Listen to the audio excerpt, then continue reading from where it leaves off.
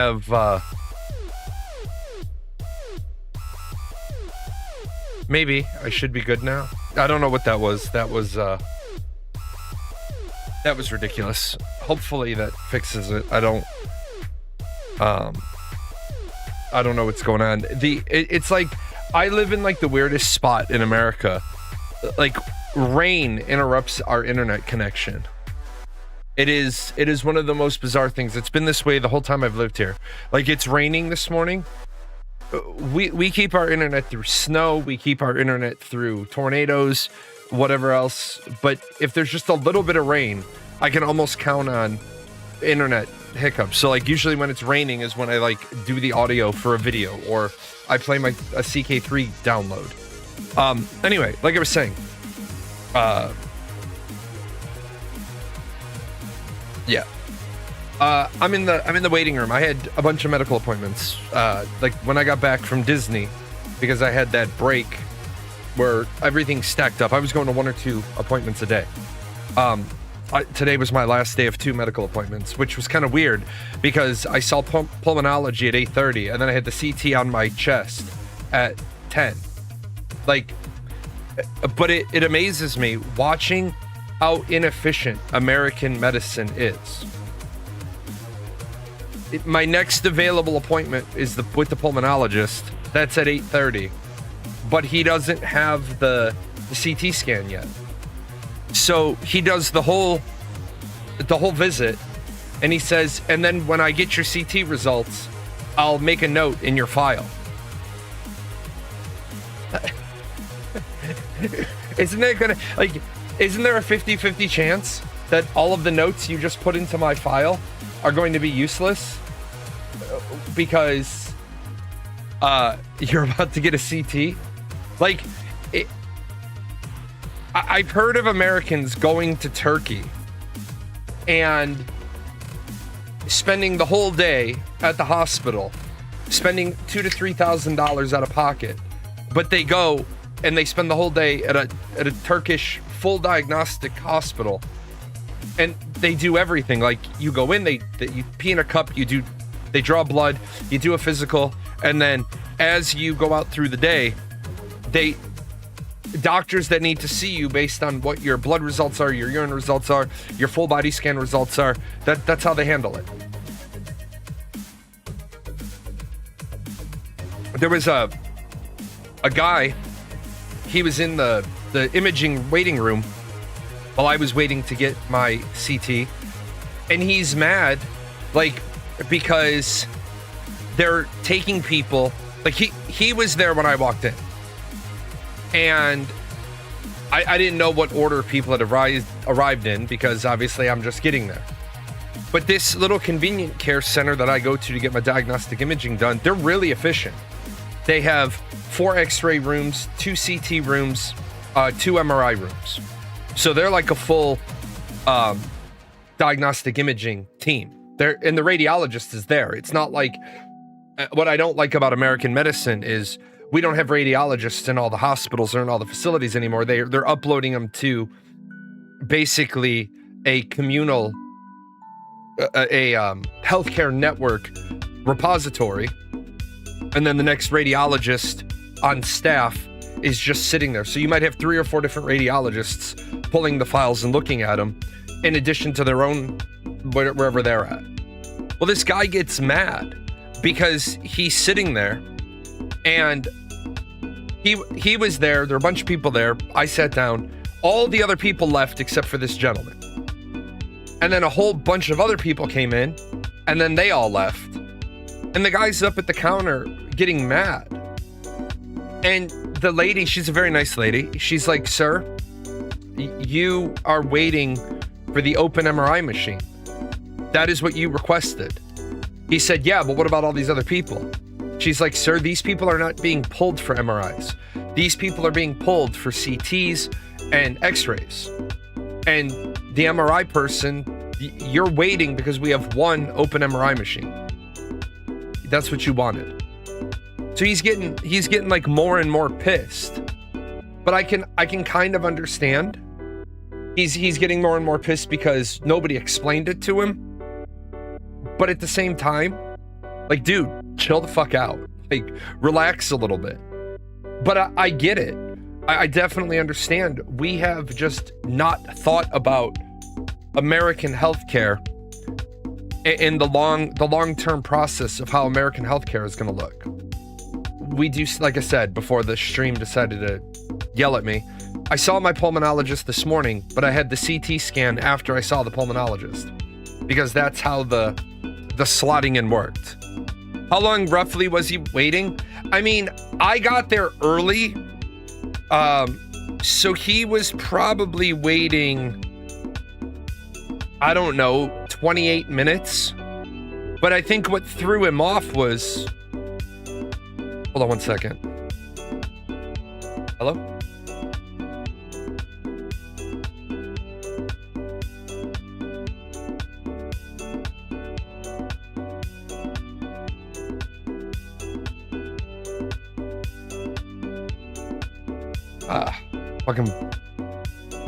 Fucking bullshit. Oh, fucking bullshit. Telemarketer, spam, all this nonsense.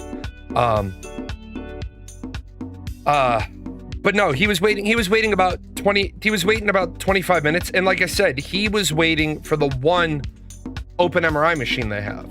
They have 2 MRI machines, an open MRI machine, 4 X-ray rooms, I think 2 CT rooms, and then a CT with contrast room, because that's just how they choose to do it.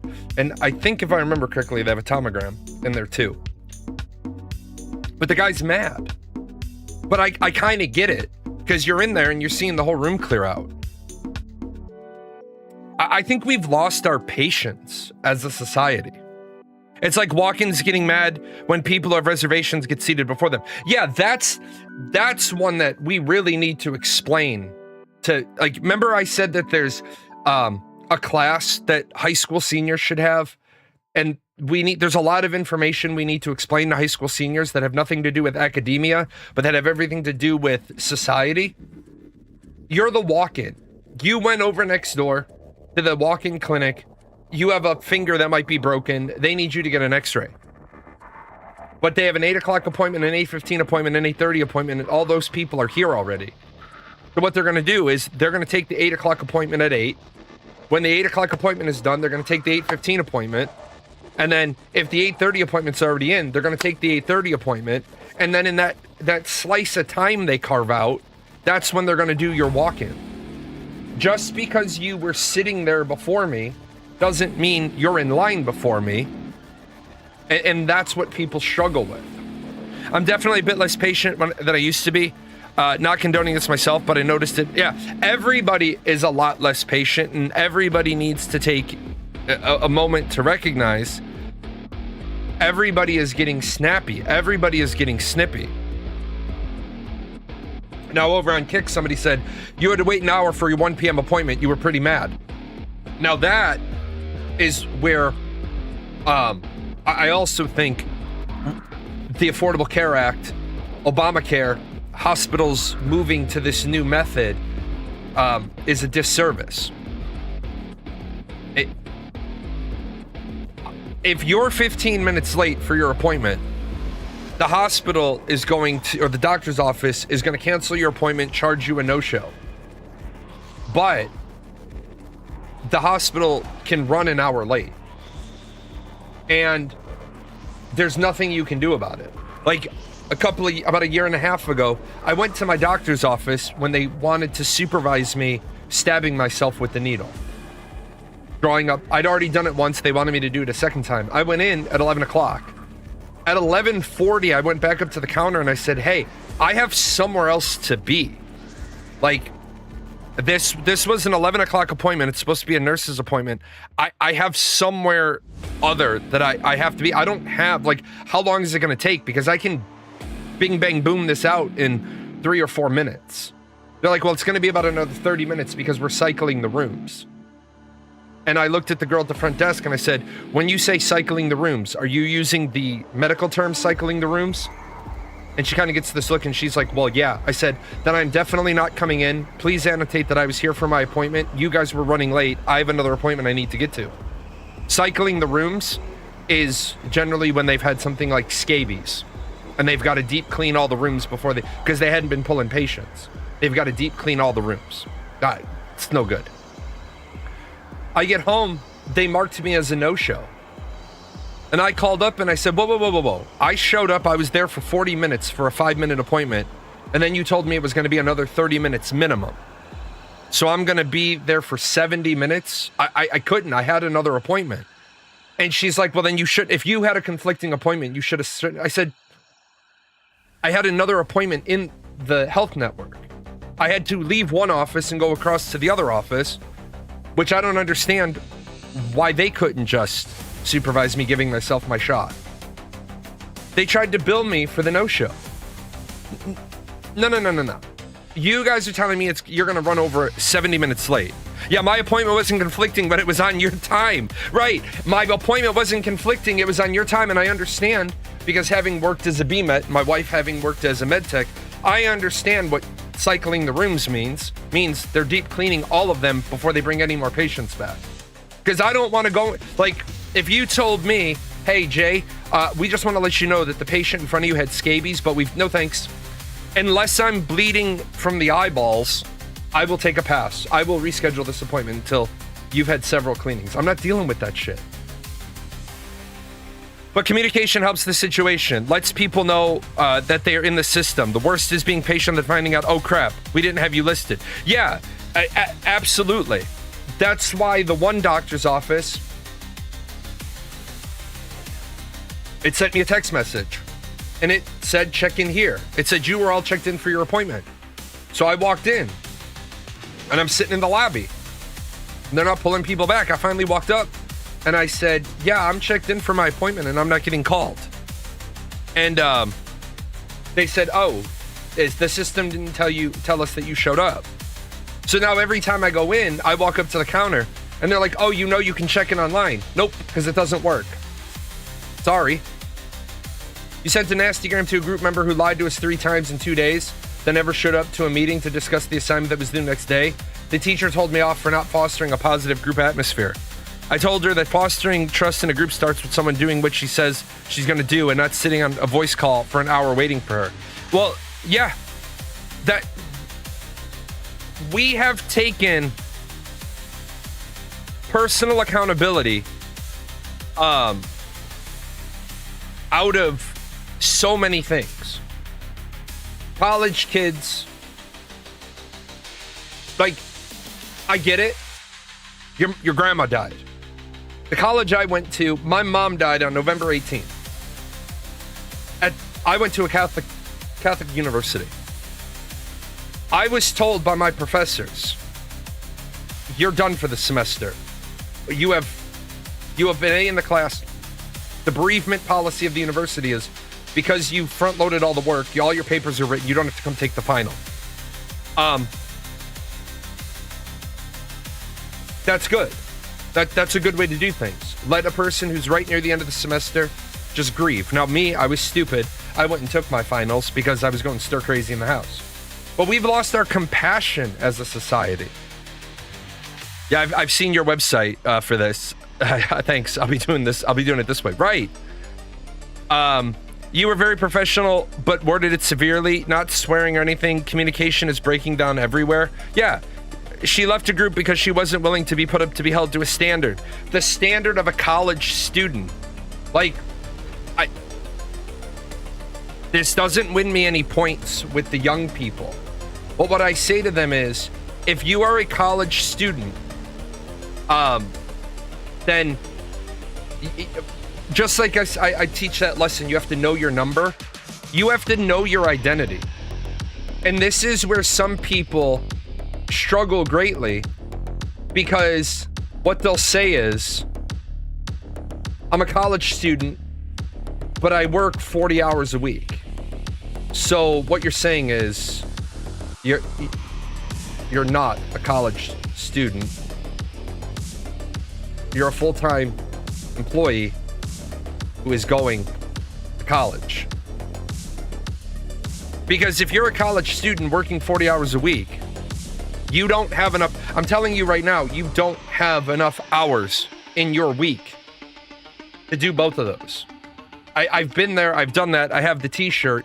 And anymore, unless you have your full-time job on the campus, that is almost impossible to do now. So if you just take your work week, right? So you take your week, your total week is 168 hours, right? Now what we're gonna do is we're gonna take off 50 hours, right? For work and commuting. Okay. And then you're taking a full-time college class. So that means you're in university for about 15 hours of class time. And that is going to result in about 30 to 45 hours of schoolwork. So between those three metrics right there, you're down. If you only have 30 hours of schoolwork a week, you're down to 73 hours a week. Now, let's assume that you understand that you're not going to get 8 hours of sleep. Let's say you're okay with 7 hours of sleep.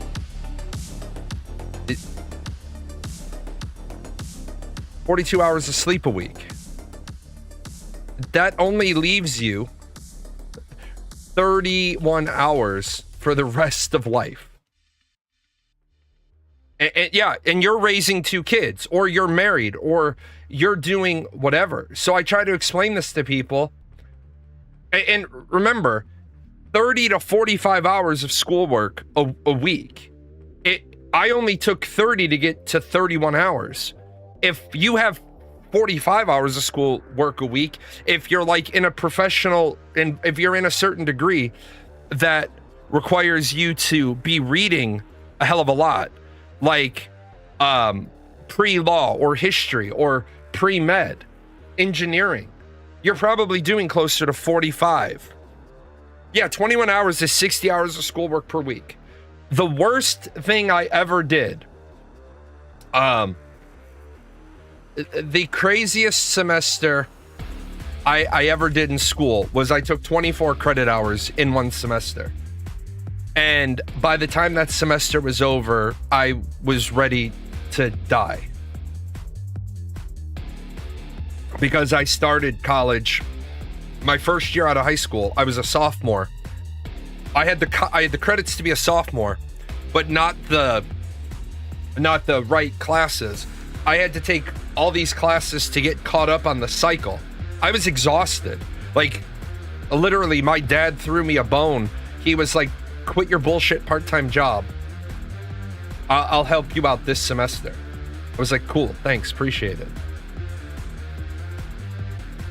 Let's see. Ukraine scales autonomous interceptor drones able to engage Shahed-type UAVs after combat tests. And then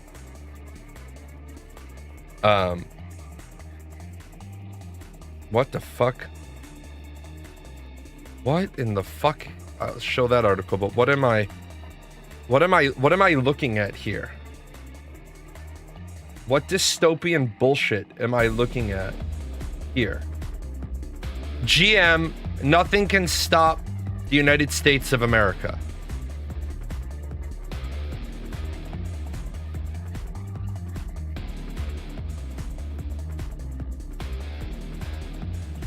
Oh, the first link wasn't what you meant. Okay, so Clone Wars Palpatine is at you. Okay, so that was a mislink. Out of context, I don't even know what that's supposed to mean. But this is the other one. Ukraine scales autonomous interceptor drones able to engage UAVs after combat tests. Yeah, modern wars last forever because we don't fight wars the way we used to.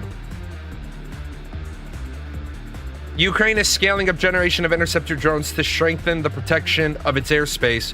The Ministry of Defense said a participant in the Brave One Defense Innovation Cluster has developed a technology that automates 95% of the full interception cycle.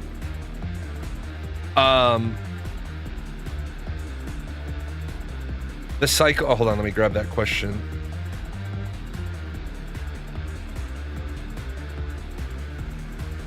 Oh, okay. There we go. So now this is the context for this story. Ukrainian drones are now autonomously intercepting Shaheeds. Developers created a tech that automates 95% of the interception process from launch to target. The system successfully completed its combat trials. The operator simply selects the target and the drone autonomously tracks and neutralizes it. It took less than a year to get from prototype to real-world development. We are scaling autonomous defense tech to rewrite the rules of modern air defense. So let me tell you why shit like this scares me.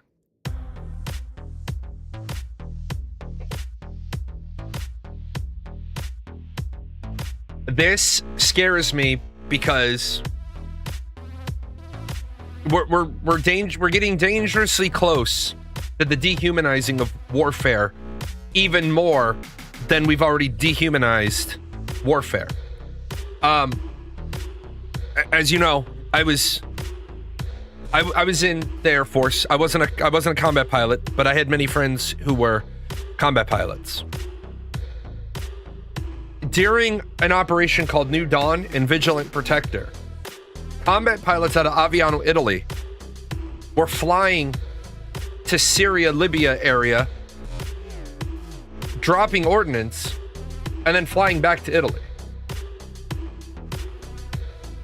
You got, you've got tanker loops, flying gas stations. They take off with a full weapons load. They get refueled almost basically right away. Then they fly, they get refueled again. They run their combat mission. They fly home with one refuel now because they have less weight. And then they land, they debrief, and then they go home for the day. I had a pilot friend of mine who had a nervous breakdown.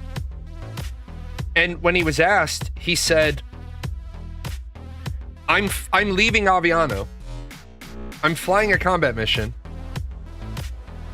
I'm coming back to the base. I'm seeing the debrief, the after effects of my weapon strikes. I'm seeing people on the ground blown up. And then I'm going home to my 2 kids and I'm mowing the fucking lawn. He's like, he actually said, if you're going to have us running combat missions, you need to deploy us to the base. We need to deploy in place. Because our families need to not expect us to come home. He's like, I can't go and blow up somebody's son and then sit down with my kids at dinner. He's like, this shit's not working on a mental health hygiene sort of nature. The other one was, I had a friend who was a drone operator. Now, if you're not familiar with the drone operators, one drone operator may be supervising 2 or 3 drones in the air because you only need a pilot in the chair for weapons release.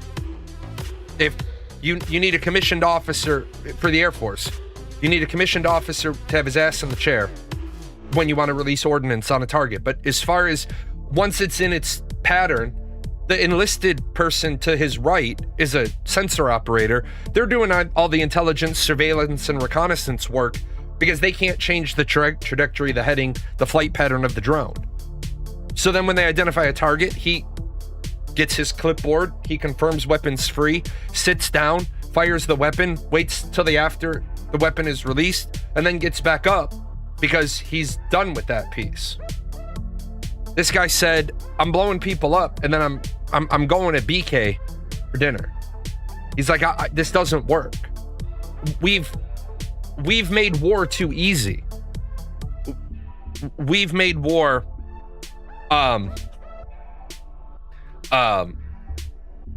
we've made war too convenient. Is Ukraine consistently hitting Russian soil with drones now? Yes. Russia is able to, or Ukraine is basically able to continuously hit Russia. Russia doesn't have a complete air defense grid in place anymore. Do psychopaths make good soldiers, or is their judgment too impaired? Psychopaths make terrible soldiers. Remember, the difference between a sociopath and a psychopath is a sociopath doesn't care about people's emotions. A psychopath doesn't care about their lives. Doesn't value life. Believe it or not, sociopaths make great soldiers because all of their decisions are logical based decisions. You give them a decision-making matrix, they don't factor in the human factor, right? They don't factor in the human piece. Psychopaths, they don't have the sanctity of human life, so you can't trust them to do a collateral damage assessment. Remember I said, when you're gonna hit a target, so you need to hit this target. And this target happens to be nestled in right next to a hospital and a school, and there's a bridge that would disrupt the civilian community. Well, you might still need to hit this military target, but you might have to change how you're going to hit it because the risk matrix is too high. Like, you can't come in from any vector that comes this way because you might hit the bridge. You can't come in from this vector because you might hit the hospital. You can't come in from this vector because you might hit the school. So now you start saying, okay, I need to take out that military target, but how do I do so? A psychopath is going to say, fuck them kids. Fuck them patients. Fuck that bridge. You gave me a directive. I'm going to hit the target because you told me to hit the target. Now, a sociopath might say, is the school populated at night? Is it a boarding school? Oh, it's empty at night? Well, then we'll hit the building in a route that flies over the school in the middle of the night when the kids aren't there. Because the sociopath values human life, just not their emotions. Well, what if we destroy their school? Well, we didn't blow them up, right? You're just like doing all the research. Oh, yeah, this is a nightmare here.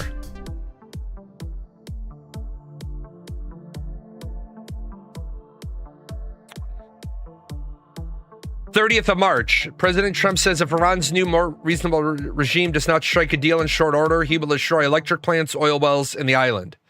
If Iran does not sign this deal, the whole country is getting blown up. Iran is reportedly close to a deal, but talks could take a few more weeks. President Trump announces Iran deal to be announced shortly. Iran says it's close to finalizing deal with the U.S. Iran deal is very close. Yeah, I think Salty Bread, at this point, you are absolutely right. Donald Trump is manipulating the market for his friends. It's just that simple. A sociopath doesn't care how people will feel about him shooting a sniper who is using a mosque for cover. A psychopath will shoot a tomahawk at the mosque out of convenience to kill the sniper. Yes, exactly. It's a really great way to look at it. So, but I think it's really, really impressive that that Ukraine is developing all this new drone technology. I think what's really even more embarrassing is Ukrainian warfighters were advising the United States, and they were saying, like, you're using a $500,000 interceptor to take out a $20,000 drone. Because in the Ukraine, they don't have enough interceptors to waste on drones. They save the interceptors for ballistic missiles. Ukraine is literally telling the United States, 4 years ago, you were the world leader in drone technology, military application of drone technology. Ukraine is like, we're doing this shit in garages. Like, it's not like Ukraine had a big Star Trek, Star Wars type lab where they're doing this shit in car mechanic shops. They're doing this shit in garages, in busted out buildings, because they have to figure out a way to survive. I think that people need to understand Ukraine is fighting a defensive war of survival. Everybody's like, oh, well, if Ukraine would just surrender and give up a fifth of their country. What are the chances we have advanced drone technology, but the military is just holding it back? What can I say on this particular topic? The military has technology that it has proprietarily developed that isn't available in the commercial sector. However, it is a very, so the way technology gets built, the DoD itself develops a very small amount of technology. DARPA develops more technology for the DoD, but DARPA does that in conjunction with civilian companies. Generally, what happens is a civilian company comes up with a new technology that can be tweaked, tuned, modified for military application. Normally, what you're going to hear is this opens up a lot of exciting things for military technology, military application. Now, I can say, because it was written in an Air Force Institute of Technology article, the Air Force has some VR technology that 9 years ago was better than what was available on the commercial market. I don't like VR. It makes me nauseous. I don't do VR. But I know 9 years ago, the military had VR applications that exceeded what was available in the civilian market because they had developed it in-house, the DoD. But most of the time, the military doesn't have things that the civilian world doesn't know about. The civilian world is developing it, one path for military use, one path for civilian use. I did see the new screwworm cases in Texas. This is a very interesting thing about the way the government does manning, the way the government handles manning numbers, and how they come up to the answer of if things are going. So this was the example that I did in my Discord. You're supposed to have 120 inspectors. You have 77. So that means you're staffed at 64%. So because you're staffed at 64%, this throws up a red flag in civilian manning, for the manning document, for the budgeting, for the financing. So what you have is you have 77 people doing the work of 120. Well, what the government is really, really, really fond of doing is instead of giving them more money to get their manning number to 80%, what they do is they cut the line items to 96. They say, well, you're only allowed to have 96 inspectors. And because we cut your number of 96 and you have 77, all of a sudden you're manned at 80.2%. And so what this does on the manning document is it turns that into a green flag. But here's the problem. The number of inspectors was predicated on the amount of work. You didn't lower the work, you lowered the number of inspectors to do the work. So you still have 77 people, and you're saying that it only takes 96 people to do the job, but it takes 120. That's how you got to the number in the first place.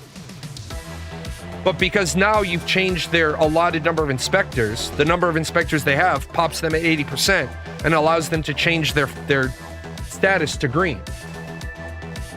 And then you get something like the screwfly thing. Now, Would the right amount of inspectors have stopped the screw fly thing? No, probably not. There was always going to be the yeah, you're always gonna have the oh shit factor. It also being 400 miles away, Andrews County is on the border of New Mexico, so you may see the fly go interstate, or they could already be in New Mexico, and that's how they got into Texas in that particular spot. So yeah, beef is gonna get really expensive.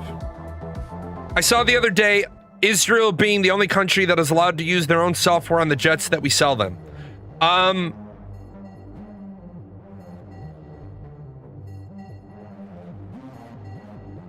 To the best of my knowledge, no. To the best of my knowledge, everybody uses the software. When you buy the F-35 from the United States, we load the software. Because that software is... Okay, so people forget this about the F-35, right? The F-35 is a fighter aircraft. But it's more than that. The F-35 is designed to interlink between the F-35, the F-22, and satellite data, meaning all the way back over here, right? Right? All the way back over here, there's an F-22. Now, the F-22 can't see this enemy plane. It's just outside of the F-22's radar. But the F-35 can see it. So because the F-35 can see it, the F-22 can go hunting for it, or it can fire from farther away than the F-35 can, so that the target never knows what just shot at it. Because as we talked about on Friday, the F-22 can open its weapons door, launch a missile, and close its weapon door before one radar sweep happens. So that enemy fighter doesn't ever know what the fuck just shot at it. If you installed your own software, then you wouldn't be able to dial in to the goodness that is the F-35. Now, the F-35 is... I keep seeing in all these discussion forums, well, the Gripen is better than the F-35. The F-35 is better than the Gripen. Look, thank you. Debating which one of these fighters is better is stupid because they are not designed to do the same thing. The Gripen is better at what it's designed to do. The Gripen is designed to fight Russian MiGs and intercept ballistic missiles. The Gripen is designed to stay above it's a defensive aircraft. It's not an offensive aircraft. It has a job like the A-10. The A-10 is for close air support. Yeah, in a 1v1 dogfight, sure, but the F-35 isn't a dogfighter. Exactly. The F-35 is airborne. Why is it there? Because it's doing whatever mission package profile the F-35 has been designed to do.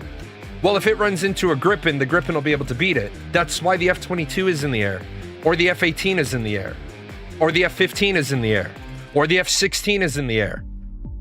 It's the same, yeah. The A-10 is for we're gonna get close enough to see them with your eyes, right? The A-10 doesn't fly into areas where there's a active air-to-air threat. It goes in with aircraft that'll say, okay, I'm an F-22. I can, in theory, do air-to-ground mission really shittily. So I'm going to be in the air guarding the A-10.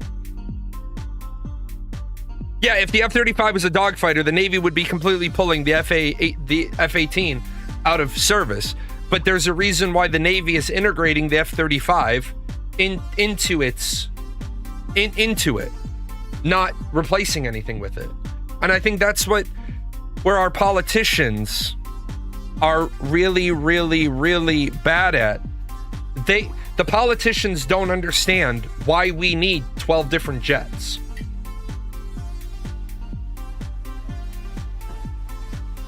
The politicians are like, but you have thousands of combat aircraft. Yeah. Will drones ever just take over the skies completely? Okay, so somewhere in this office, I don't know where the fuck it is, and I can never find anything in here. Somewhere in my office, I have the Daniel Webster Award. The Daniel Webster Award is an OTS award for your advocacy briefing. My advocacy briefing was on the future of fly-by-wire aircraft. Will drones ever completely take over the skies? Drones in the form of the Predator, the Reaper, the Global Hawk? No. However, remotely piloted airframes, yeah, unmanned aircraft will eventually take over. Everything but critical missions that can't fail, and then you'll have pilots on board. For example, the B-2. It would be cost ineffective to retrofit the B-2 bomber to be an unmanned aircraft. But I could definitely see when we replace the B-2 with the new long-range strike stealth bomber, 50% of that being unmanned aircraft. Because a big,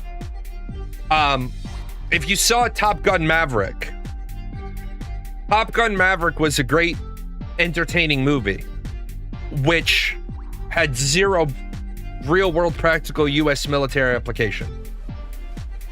The insanity of the bombing run in Top Gun Maverick was stupid to begin with. The Navy isn't going to risk 4 aircraft, and more importantly, 4 pilots, to pull a 10G maneuver where they're going to be coming up into Coffin Corner and be under constant barrage of anti-aircraft missiles. The U.S. Navy, if you tried to take a contingency plan to an admiral with this, the admiral would be like, not just no, but fuck, you're fired. A major limiting factor, a limfac of bombing missions for the Navy and the Air Force is what's the threat to the pilot. If the threat to the pilot exceeds a number on the risk matrix, the answer is no. Now, what's the number? The number is the criticalness of the mission. So we have to bomb this target. It's a 10. Well, then the threat to the pilot can creep up. But then that's when the Navy says, okay, hold up. We can fire 120 Tomahawks and take out that radar station, all these anti-aircraft guns, all these SAM missile sites. Then the threat to the pilot comes down. Top Gun Maverick was stupid because it was like they fired Tomahawks to take out all the runways. And there's How It Should Have Ended, that cartoon YouTube channel. They were like, fire first wave of Tomahawks. All the runways are destroyed. Fire second wave of Tomahawks. All the SAM sites are destroyed. Oh, look at that. Yeah. It's very entertaining as a movie. The Navy would ask the Air Force for help. Exactly. Hey, Air Force, you have an aircraft that we don't have that specializes in taking out SAM sites. The Air Force would be like, yep, that we do. The Navy would also be like, but we also have the ability to fire a second wave of Tomahawks and do it. Movies, there are a lot of people who believe shit out of movies. People need to stop believing shit out of movies. The Air Force is built around multi-role simultaneous systems all working together. An AWACS can detect and target and relay an F-35. The F-35 can confirm and relay a lock to an F-22. Yes, exactly. That piece right there is why the Space Force was separated away from the Air Force. The Air Force being in complete control of the GPS system and the satellite, the ISR assets, created an internal problem. If I'm an intel officer that has access to satellite footage and I have multiple requests, I'm going to favor the requests that make my branch of service better because that helps my promotion. By taking the satellite piece out of the Air Force and putting it into Space Force, Space Force does not have its own offensive strike capability. It's truly doing the intel work. So now the Army, the Air Force, and the Navy all put in requests for satellite footage, and the guy at Space Force looks at the three of them and says, this one is the most critical one. Based on the form you filled out, I fulfill this first. Although I think it's completely stupid that we took the Air Force and we split it to the Space Force. The Air Force used to be inside the Army. What's your take on the Department of Defense declassifying... Oh, wait, hold on.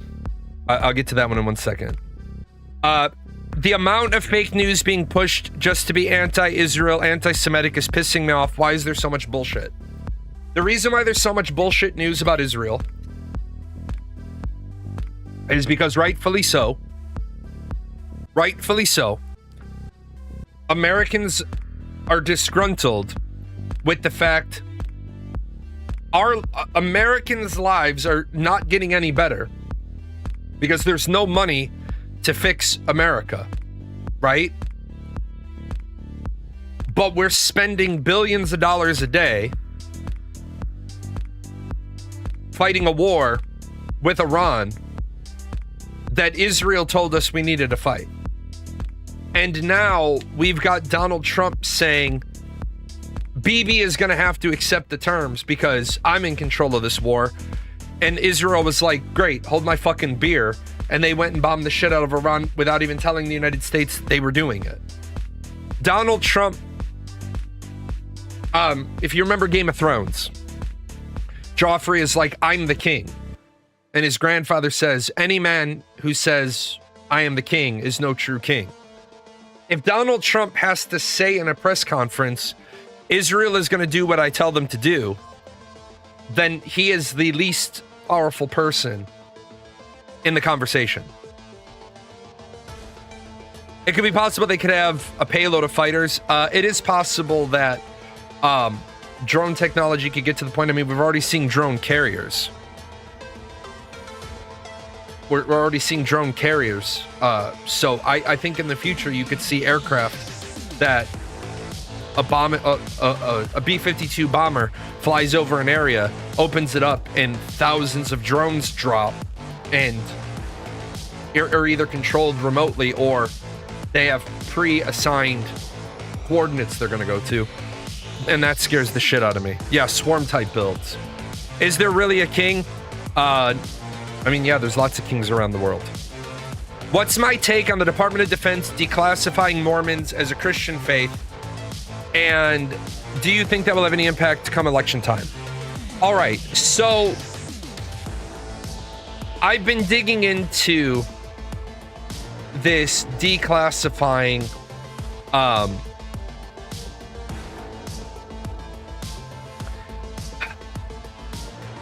okay. So you can get whatever you want on your dog tags. So that piece that piece isn't changing anything. The problem is you need to see a chaplain. In the military, chaplains are more than just religious service providers. There are times in your military career where you are presented with an option: go to mental health or go to the chaplain. The problem is if you have a Roman Catholic priest, that Roman Catholic priest can administer basic chaplain services to everybody, except, if I remember correctly, Orthodox, Greek Orthodox. But if the Greek Orthodox identifying individual is told your choices are be serviced by a Roman Catholic chaplain or we don't have services for you, then that becomes their choice. the problem is that you've got 180 different Christian faiths, right? Over 200 military religious designation codes.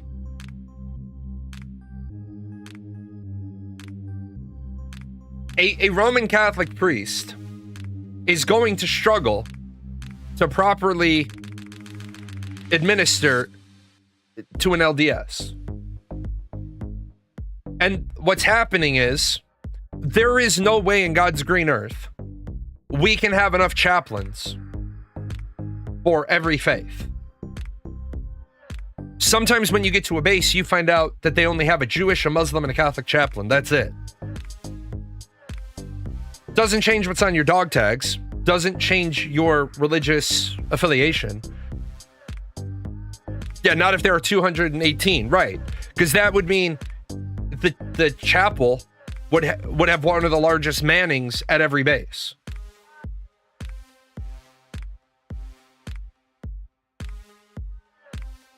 I think a lot of people are getting bent out of shape over a administrative bureaucratic process than they are about the reality. Nobody is saying that you can't be a member of the Church of Latter-day Saints. No one is saying that you can't be a member of the Church of God. Nobody's saying that you can't be these things, right? It's just we've created something that's gotten out of control. We need to fix the paperwork. Now, I know a lot of people were pissed off because pagan, Druid, Wiccan, New Age, they all fell off. Guess what? 20 years ago, you did a really big push to get these things added. And what have you done since then? Not a damn thing. You haven't done a damn thing with it. It's a problem, but I don't think it's as big of a problem as what people make it out to be. The Latter-day Saints has a pretty bad rep. It's pretty culty in some states. Sure.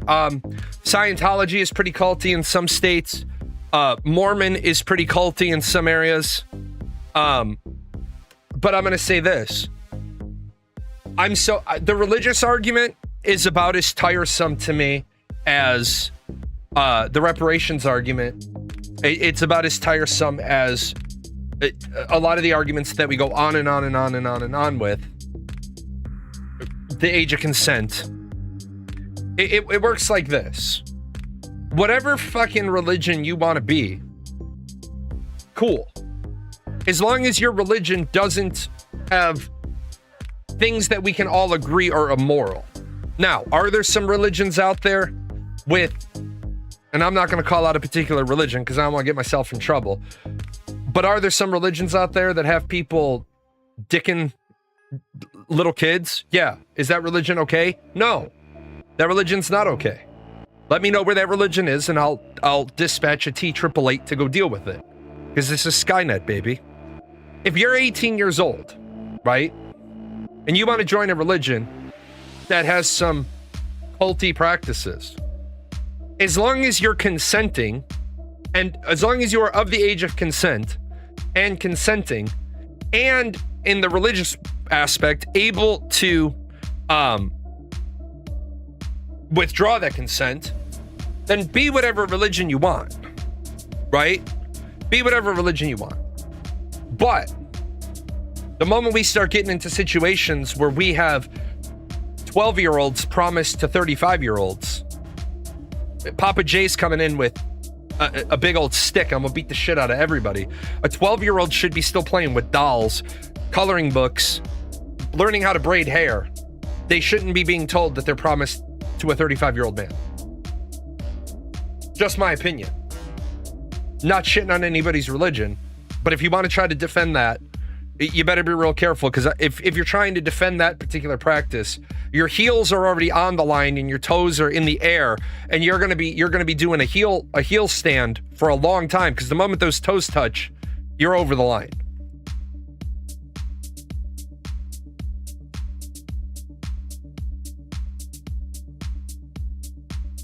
Is Iran and Israel halt strikes, but tension remains high. Ukraine, Russia trade fire as Zelensky's allies back calls for direct talks. What is so hard for people to understand? Ukraine is not going to, the Ukraine is not going to accept anything other than Russia goes home. That's it. Russia goes home. If Russia doesn't go home, the Ukraine doesn't want to stop fighting.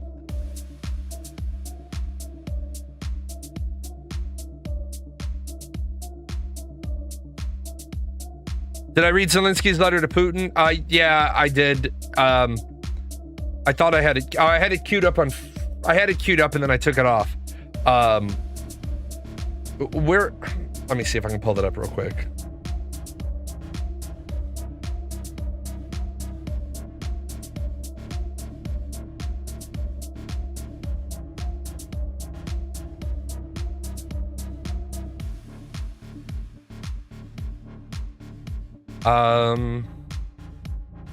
Hopefully the BBC lets me. Putin says there's no point meeting Zelensky over ending the Ukraine war. Russian president said he does not see any point in meeting Volodymyr Zelensky after the Ukraine requested face-to-face talks. Zelensky sent an open letter calling for direct negotiations with Putin, writing that it was wrong to simply wait for the war, which began with Russia's full-scale invasion. The Ukrainian president also requested a ceasefire, while striking defiant, at times mocking tone. Putin called the note rude and refused the request for a meeting, reiterating his position that peace talks should precede any ceasefire.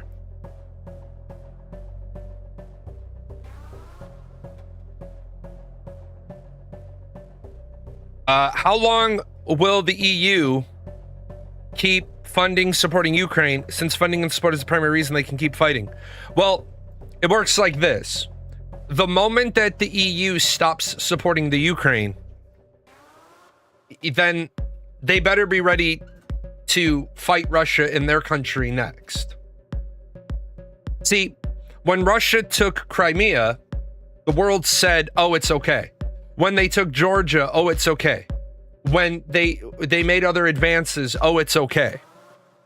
The problem is, we've already seen this happen once with a chap named Adolf, and when you don't smack the puppy on the nose when it bites you the first time, it's going to keep biting you.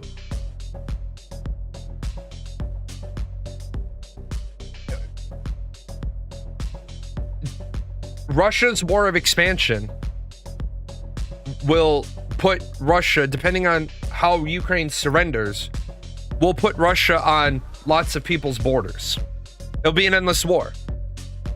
And the problem is, yeah, this goes on until Putin dies. If Ukraine loses, Russia starts looking at Moldova, then starts looking at Romania, rinse and repeat. The reason the EU is funding Ukraine is because they know they get to pay for the war somewhere else in money, or they get to play at home in civilian blood. Yes, exactly. That is why the United States has a doctrine of we want to fight the fight overseas. The United States is going to become isolationist. It would impact our technology. We would have to have strategic allies for resources, but we could become fairly isolationist. But then any war that we fight is going to be an invasion war. We don't want that. All jokes aside, why doesn't the EU get involved besides just funding it? Nuclear weapons. Russia has said you didn't have an alliance with the Ukraine before this war started, so if you get involved, we're going to deploy nuclear weapons. This is the problem when you allow countries to have nuclear weapons. Now, honestly, as an American, am I worried? They would kill themselves. Yeah, but that's why MAD, Mutually Assured Destruction Doctrine, is such a brilliant theory. We want the ability to poke holes in boats before they drop a bunch of suicide bombers on Pearl Harbor. Right, exactly. Russia would end up destroying themselves. But they would destroy Europe, mainland Europe, with them when they go. For me, as an American, I am not afraid of the Russian nuclear arsenal. Our last intelligence reports was Russia's nuclear arsenal was maintained to such a poor standard, they can't saturate our intercept capability. The reason why we have X amount of intercept capability is on the off chance that Russia sends 2,800 ICBMs over at one time. Red Rover, let your entire nuclear arsenal come over. But Europe needs to be worried because Russia can launch conventional nuclear warheads, not ICBMs, into Europe. That sort of fallout would kill the world, wouldn't it? The world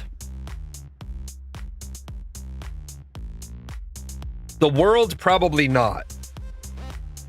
Would it irradiate most of mainland Europe and most of Russia? Yes. The whole world would probably see there would, depending on how many nuclear weapons are detonated simultaneously, I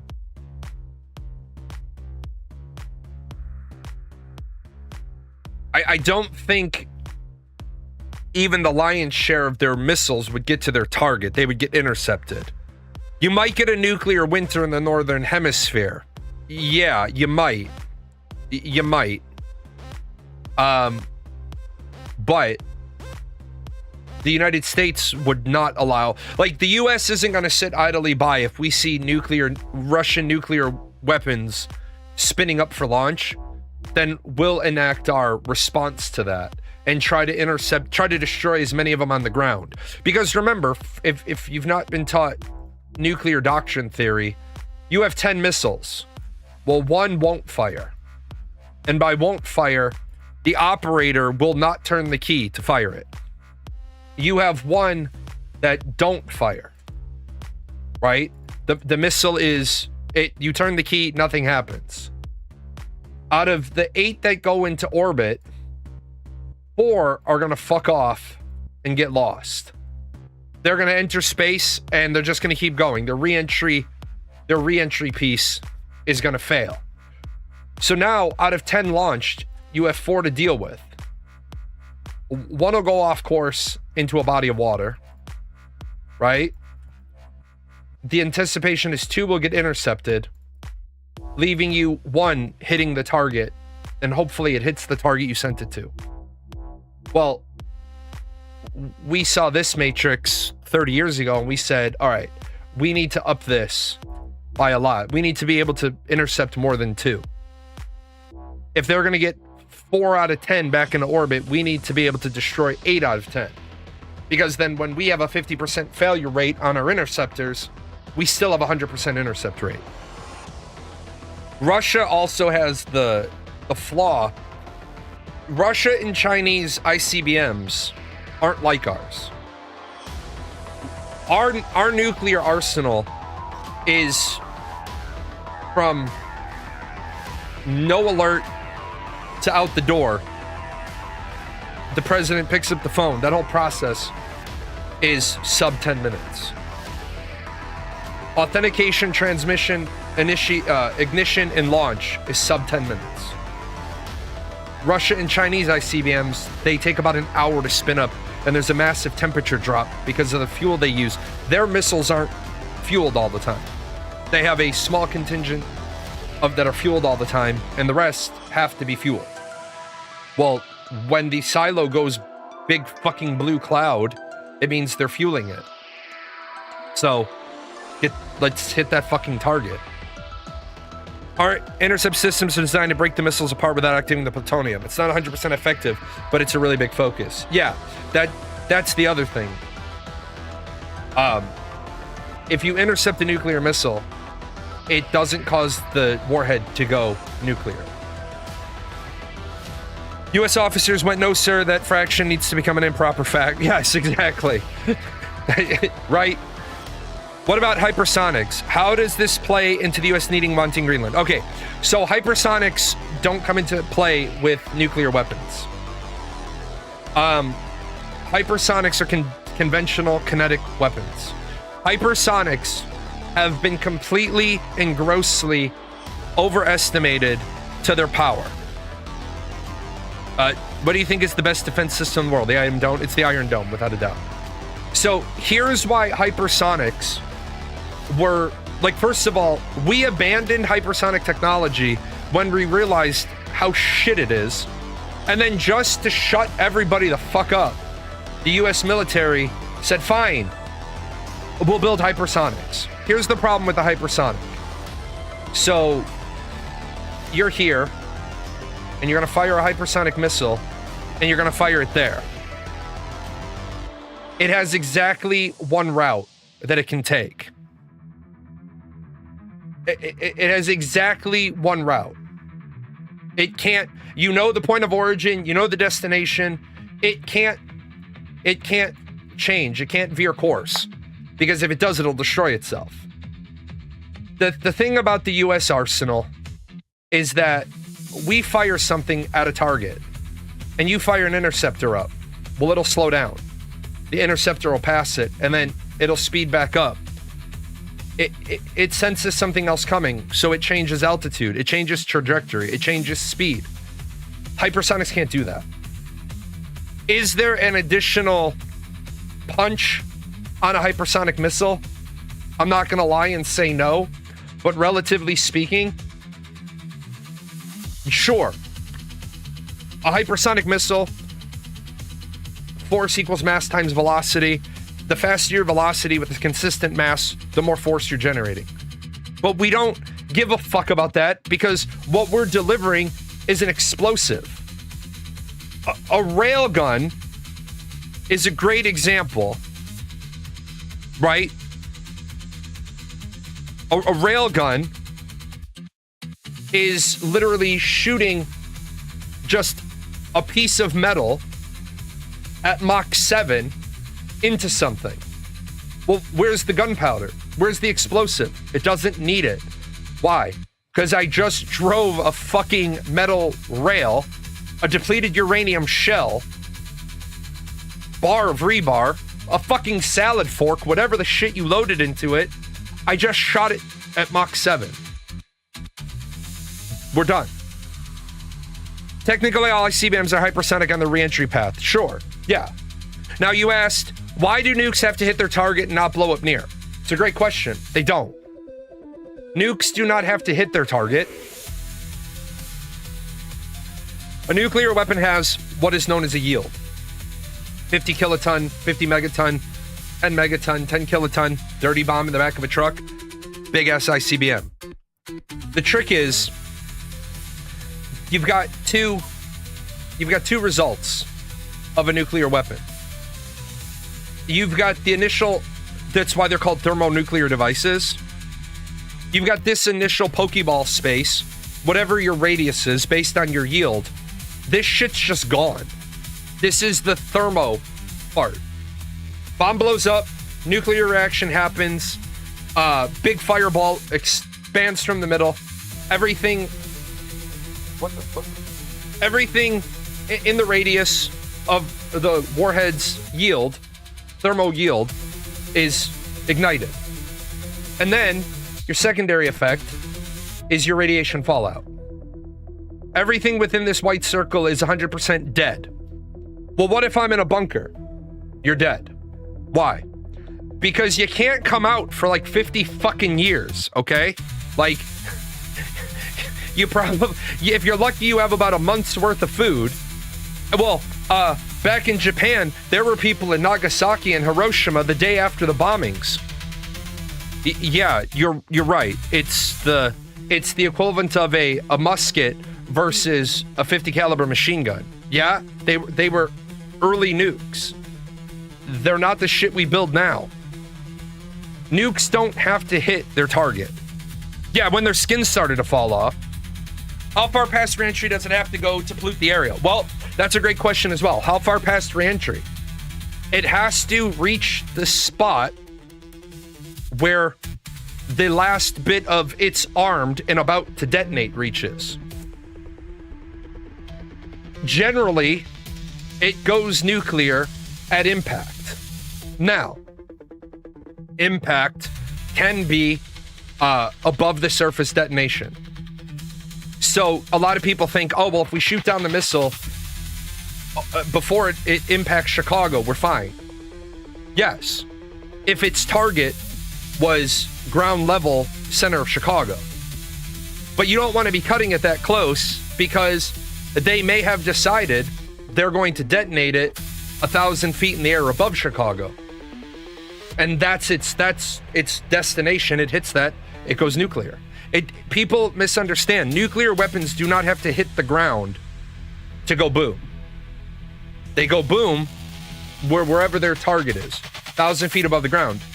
Above air detonation is more damaging because the EMP goes out further.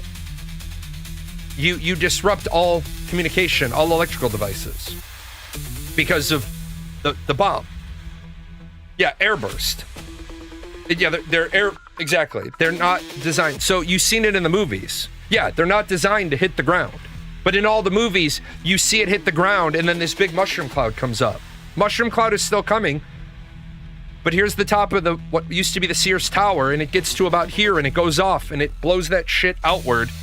And that's because people said to me on one of the shows I did, they're like, fallout from a nuclear missile wouldn't get to 100 miles. If it ground detonates, you're absolutely right. But if it air detonates, it blows that shit out with no air resistance. Or with no ground obstacle resistance. Because remember, this right here can protect you from the radiation of a nuclear weapon. You just need, when you're at the farthest rings, you just need a piece of paper. You need anything. You need clothing. You need gloves. Like, that's all the former military people will tell you. Suit and boot and masks and gloves. Can they detonate them high enough that it would be very hard to intercept? Well, they could. But remember, the two parts of a thermonuclear device is you can't detonate them so high that the fireball doesn't hit anything. Because that's half of your damage. You can airburst detonate them, still hit the ship below it, but it's not going to go out. Like, you're not going to take out as much on the ground as you would have if you detonated it closer, 1,000 feet, 500 feet, 1,500 feet, depending. And by the way, I know the nuclear arsenal. I know the American nuclear arsenal, the Russians, I will outright admit, the Russians have bigger nuclear weapons than the United States does. If anybody that ever says the US, we have a better arsenal. But they have bigger bombs. Gorbachev was like fucking Gru from Despicable Me. El Dr. Navarro, I want a bigger boom. They have big ass. We went crazy with it though. What did we build? We built MIRVs, multiple reentry vehicle rockets. One missile goes up, 15 nuclear warheads come out of it. Because apparently it's like a 15 for one fucking combo meal. We took cluster bombing to a whole new fucking idea, right? Yeah, the SAR. That thing's fucking huge. It's like, when somebody first told me about the SAR radius, I thought they were lying to me. You can look it up on the website that Salty Bread linked, so you can see the different sizes. You're like, holy shit.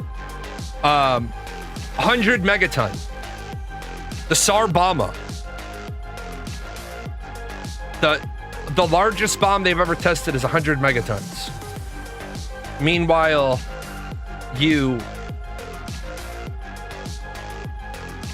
where the fuck are ours? We have 1 megaton warheads in our arsenal. We have strategic nuclear weapons. That's why Europe is careful about how far they push Russia. Because Russia could put a fucking nuclear weapon into a cargo truck and drive it into Poland. They could put it on a train, and the train could go in to another part of Europe, and they could detonate it. Like, that's why Europe is like, okay, we need to be careful how we push here.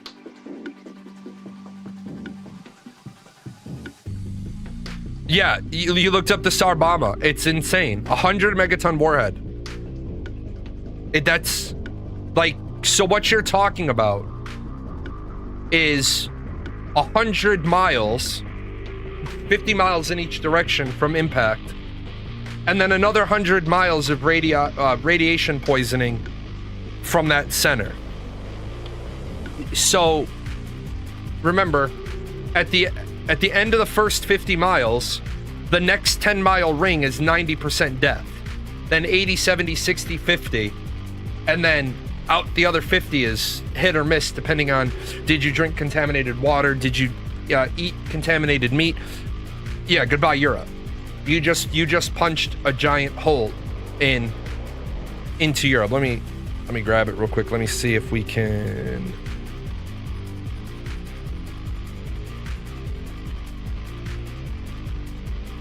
So, and that's just one, right?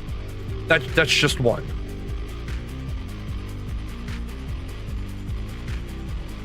So let's do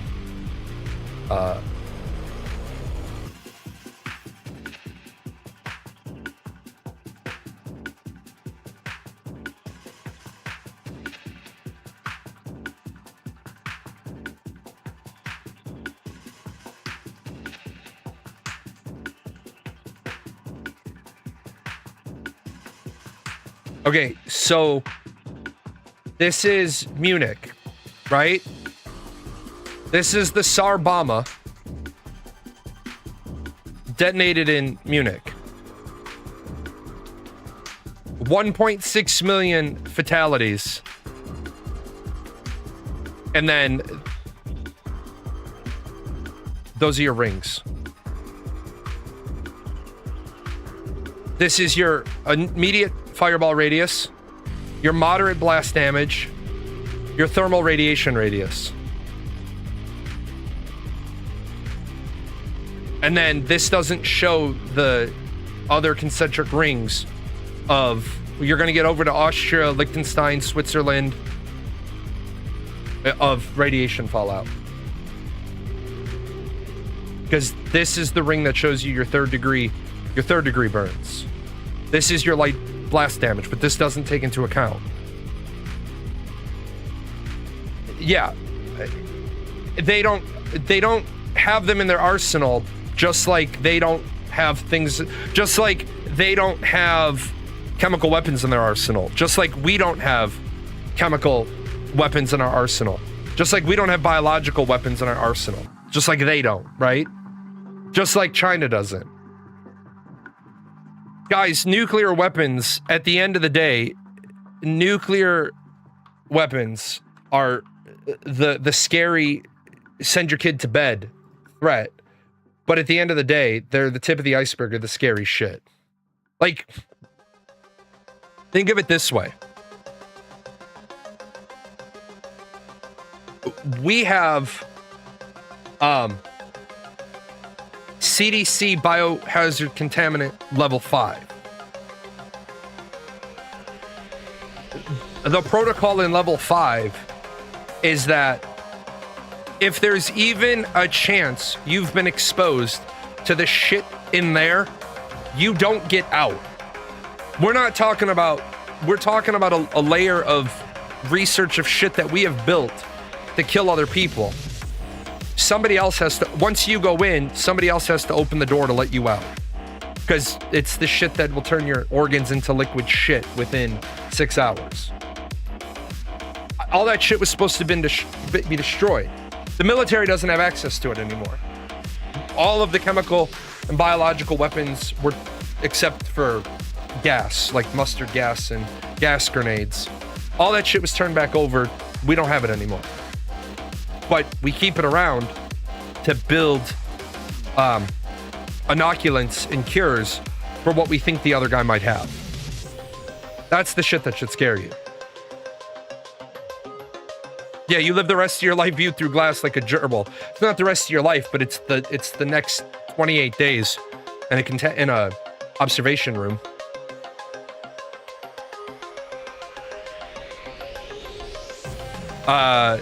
We've been killing each other. That's the shit you can't see. We've been killing each other as long as we've been talking to each other. No way, we just stopped, right? U.S. forces disable non-compliant oil tanker in the Gulf of Oman. U.S. forces disabled an unladen oil tanker in the Gulf of Oman after the vessel violated the blockade. CENTCOM disabled the Palu-flagged MT Mavericks as it transited international waters toward Iran.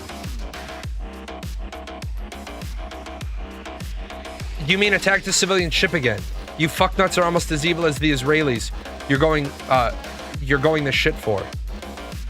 Ladies and gentlemen, I love my country, I love my military, I love everything about my military, except when we break the fucking law. We do not have the legal right to disable vessels in international water. We do not have the legal right to do it.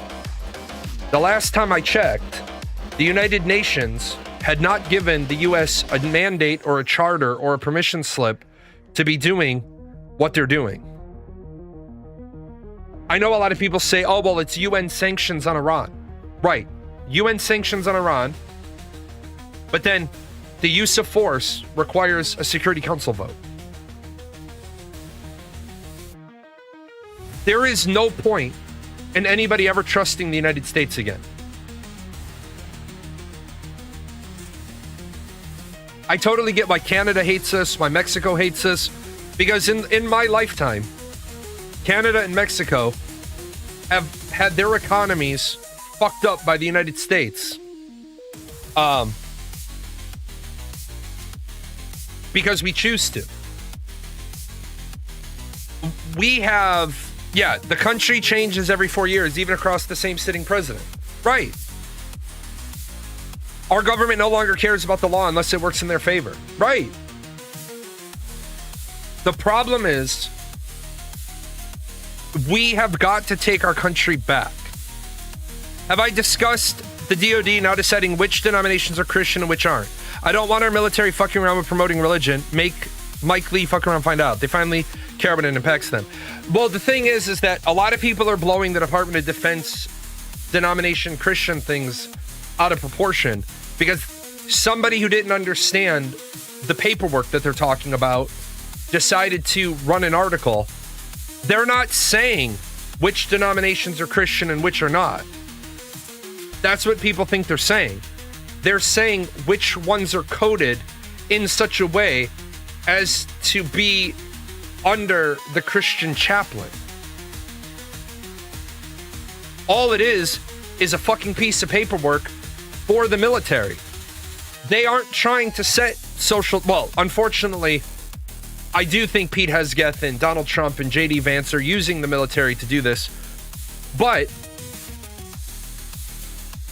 whether or not the military recognizes your particular religion, you can still get your dog tag stamped with whatever religion you want. That's the piece that people aren't understanding. If I went back into the military right now, I could put Druid on my dog tags or I could put Roman Catholic on my dog tags, and either would be fine. They would allow me to put either. If they called me back, I'm like, yeah, I need new dog tags. Here you go. They would put either on. It wouldn't matter. What they're saying is the coding paperwork for chaplain services. Because we don't have enough chaplains to provide religious services to everybody. It's not like all of a sudden they're going to walk up to all the people that have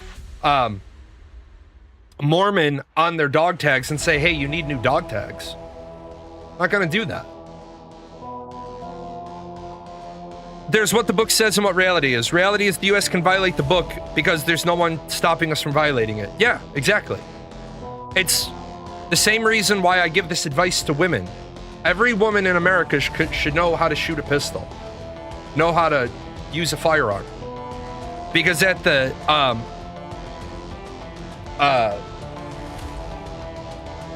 end of the day, a restraining order is just a piece of paper.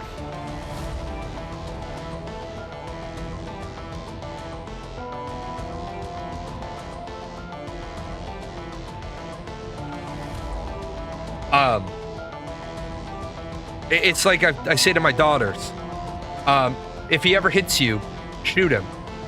I can get you a lawyer, I can't bring you back from the dead.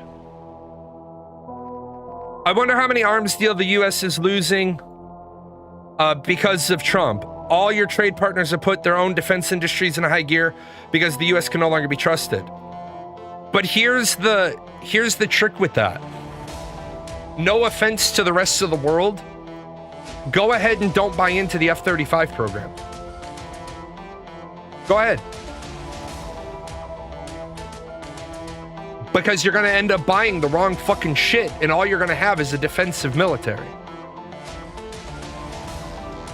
There's a reason why in American contingency operations,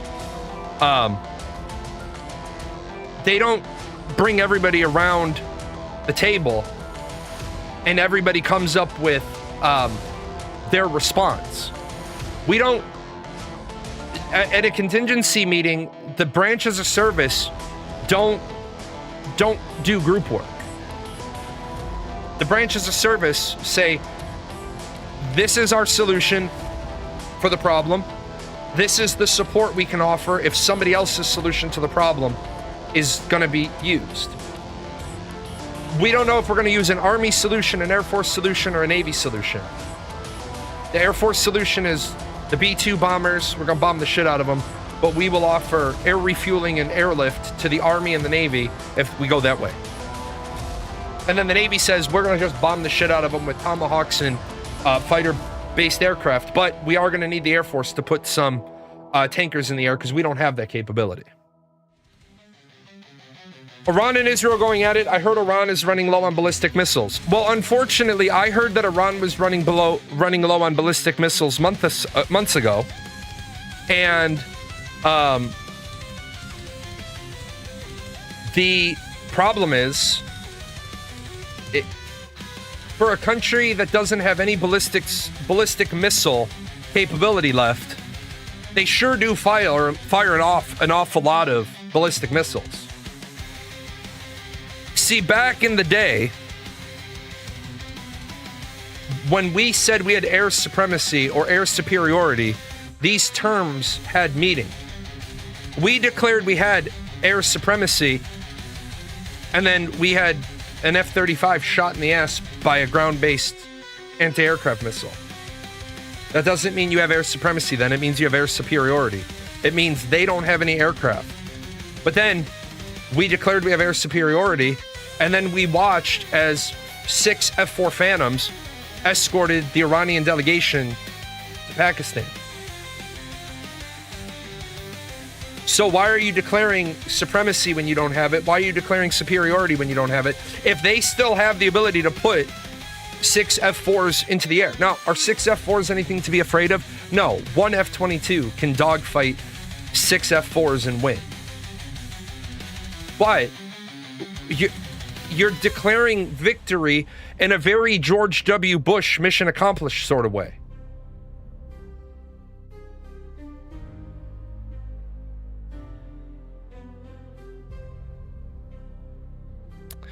We've reached the unenviable position of being entirely unable to trust sit reps coming from Washington.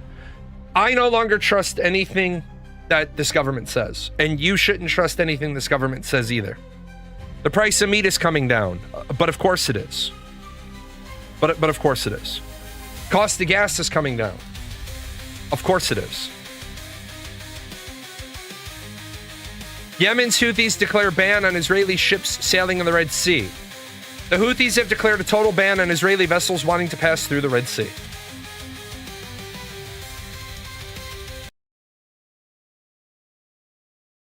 تؤكد القوات المسلحة اليمنية على الآتي: أولاً، نعلن حظر الملاحة البحرية بشكل كامل وتام على العدو الإسرائيلي في البحر الأحمر، ونعتبر أن كل تحركات العدو أصبحت هدف. They consider all Israeli ships to be legitimate military targets that their armed forces may fire at. هدفاً عسكرياً لقواتنا المسلحة من لحظة إعلان هذا البيان. So, right now, the Houthi rebels are shutting down the Red Sea, the Israeli traffic. Ow, ow, ow, ow.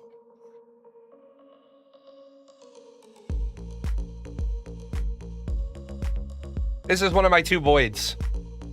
This is the guy that decided that he wasn't leaving. He was one of our fosters.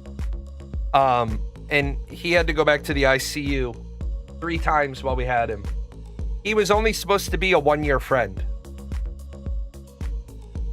He was only supposed to have about a year-long lifetime. And now this is the king of the house. He is the baby, and he is the king. But I want to know who you made mad. Why are you in here trying to get dad, huh? Pick a fight with. Oh, you got allergies? I'll put you in your box later, okay? To be honest, at this point, I'm just going to consider the Houthis to be the legitimate governor of Yemen. The actual legitimate government is more or less irrelevant. Yeah. And what's funny to me is, Saudi Arabia doesn't give a shit. Oman doesn't give a shit. Nobody gives a shit about what's going on in Yemen. So, like, why should I care about anything why should I care about Israel if everybody turned to Yemen has been in a civil war for 10 years. It's not like Yemen started a civil war like last year when all this other shit kicked off. Yemen has been in a civil war for 10 years. Yeah, fostering is hard not to want to keep them all. We have, let's see, Mama's a foster fail, Mittens is a foster fail, Impy is a foster fail. We have 7 cats now. 3 of them are foster fails. That's why we can't foster anymore. We have nowhere to foster and we'll just keep failing.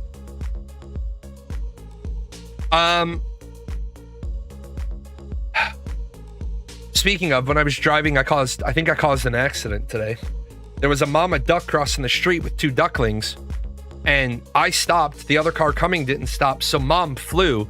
The 2 ducklings got confused and walked back the other way. And because I stopped, I'm not going to hit an animal. Violates my beliefs to run over an animal. There was an accident behind me. I'm like, well, my car isn't involved. I'm peacing out.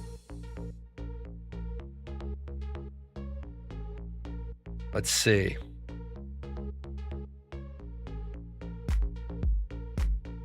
IXL has allowed us to be able. Just where you one cat makes me wonder how you get a solid 8 hours of sleep at night. Because my cats, most of my cats I've had since they were kittens. So cats don't know they're cats. Cats believe they are whatever species they are raised with. So, my cats, for the most part, don't do the wildcat shit where they wake you up every 20 minutes. My cats curl up in their spot and they sleep through the night.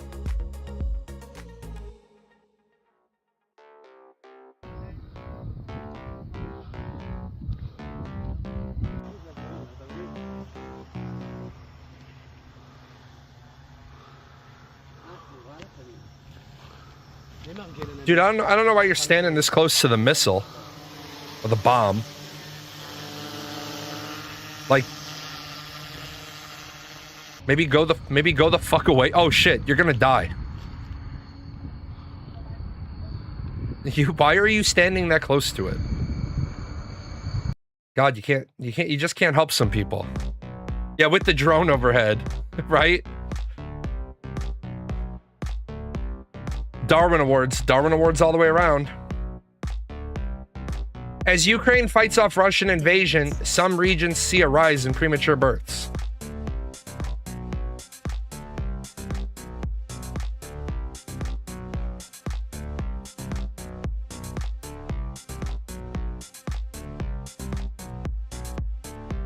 Why are these babies being born prematurely? Because their mothers are in a constant state of heightened stress. So, yeah. Do I think there'll be a peace agreement? No. Why would there be a peace agreement? Yeah, that's called stress-induced labor. Why would there be a peace agreement? Who benefits from peace? The United States thought they could bomb the shit out of Iran a second time, and that Iran would come to the negotiation table, hat in hand. Iran told the United States to pound fucking sand, buddy, and we're gonna hit everywhere. What people don't understand is because they get all their news from the Western media, and the Western media likes to lie to you. Iran, in one category, is winning the war versus the United States. And people, when I say that, people are like, no, Iran is losing completely. Iran has already cost us $500 billion. Think about that. We have incurred $500 billion in operational costs and replacement costs to our military. Every interceptor we fire at a drone is $500,000. It's embarrassing for the United States. The United States is in a situation, if you saw the last Rocky movie where Rocky was the fighter, the United States is Mason the Line Dixon, the heavyweight champion of the world, beating up on a guy who's old as shit, and you're not getting a first round knockout. He's going all 10 rounds with you. Iran has cost the United States $500 million in munitions and replacements. Not to mention that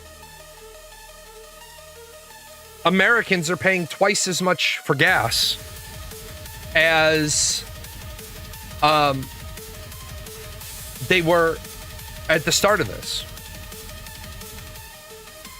After driving down to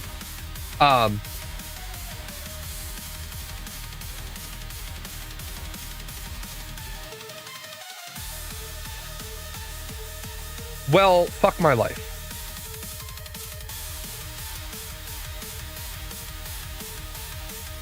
I typoed.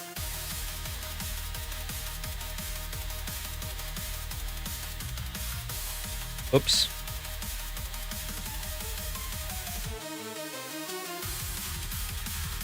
I was supposed to deposit $200 into the IRS.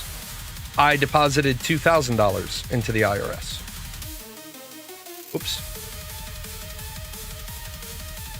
Afghanistan is the graveyard of empires, but Iran might be the next thing. Yeah, I think that's what people don't understand is we're in a really, really, really shitty bad space because do I think we will end up sending boots? I do not think that we are going to end up putting boots on the ground. No.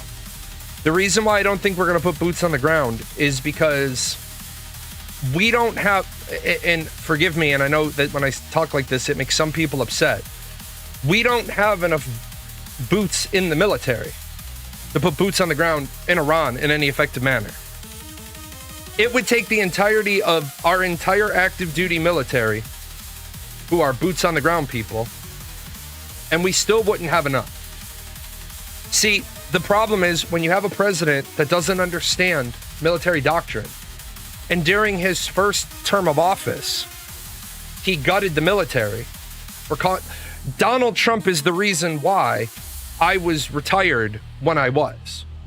I wasn't deployable at the moment, but I was really, really exceptionally good at all of the paperwork I did, all the logistics I did, all the shit I did. I was really, really good at. I just couldn't deploy because I couldn't put body armor over my shoulder.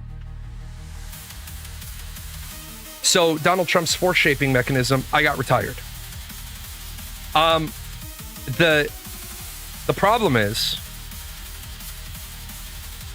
you can't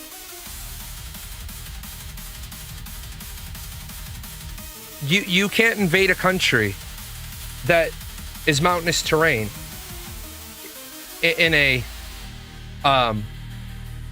quick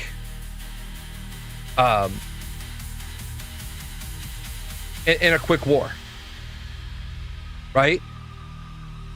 Like, people don't understand when they see Iran. Let me Where would be a good place to... I'll put Iran over the Midwest. People think that Iran is a small country. Iran is not a small country. Iran, I mean, obviously, yes, Iran is smaller than the United States. But that's still a big country. Right?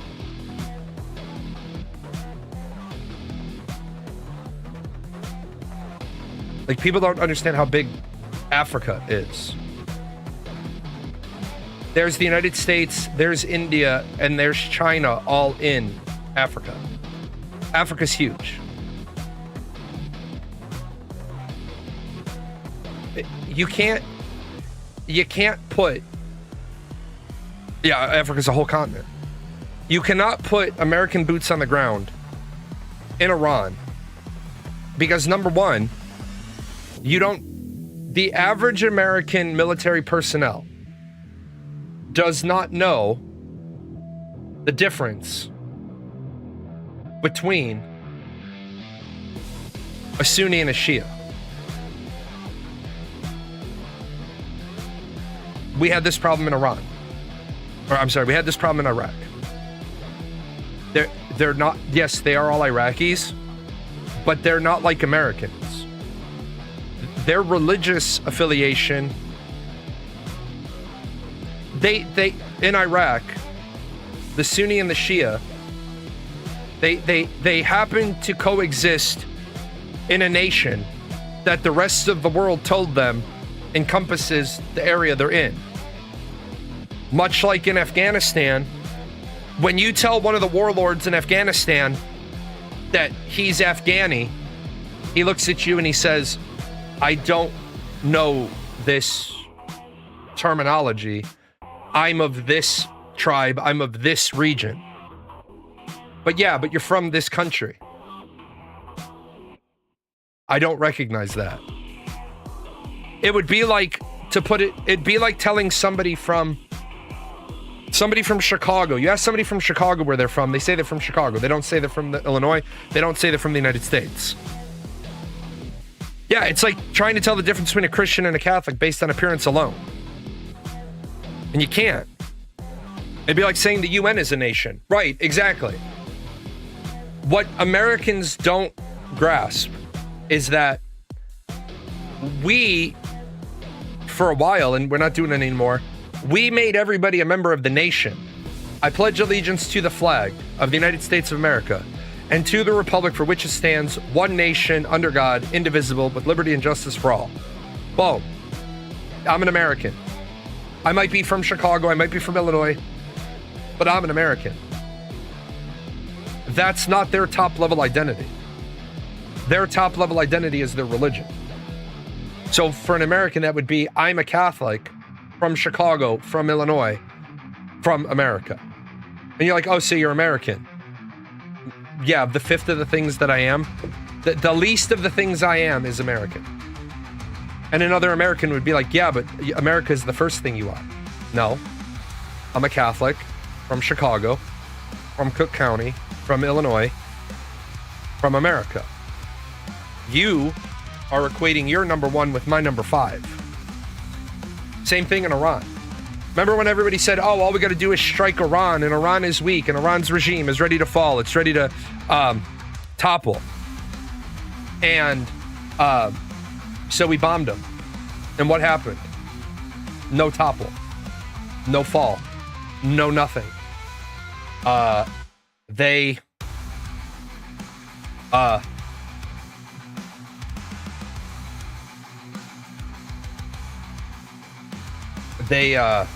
said, nope, not our problem. Actually, let me see if I can cancel that. Now that I think about it, it's already processing against my bank though, so I bet you I can't.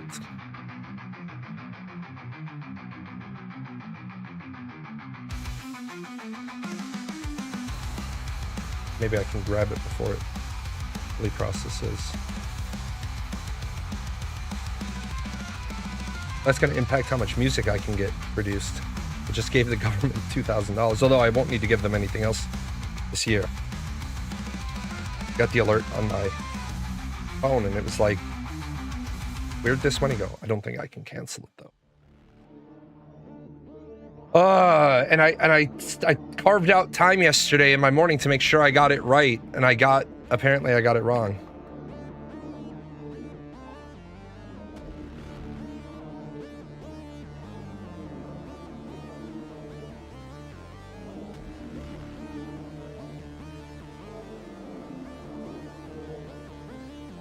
Oh, yep, it's already settled. All right. Iran's military doctrine makes it nearly impossible to have total collapse. They split several regional administrations with the power to pursue their own operations. You're right. It's the same doctrine that the United States uses. Decentralized command. Let me turn the air on in my house.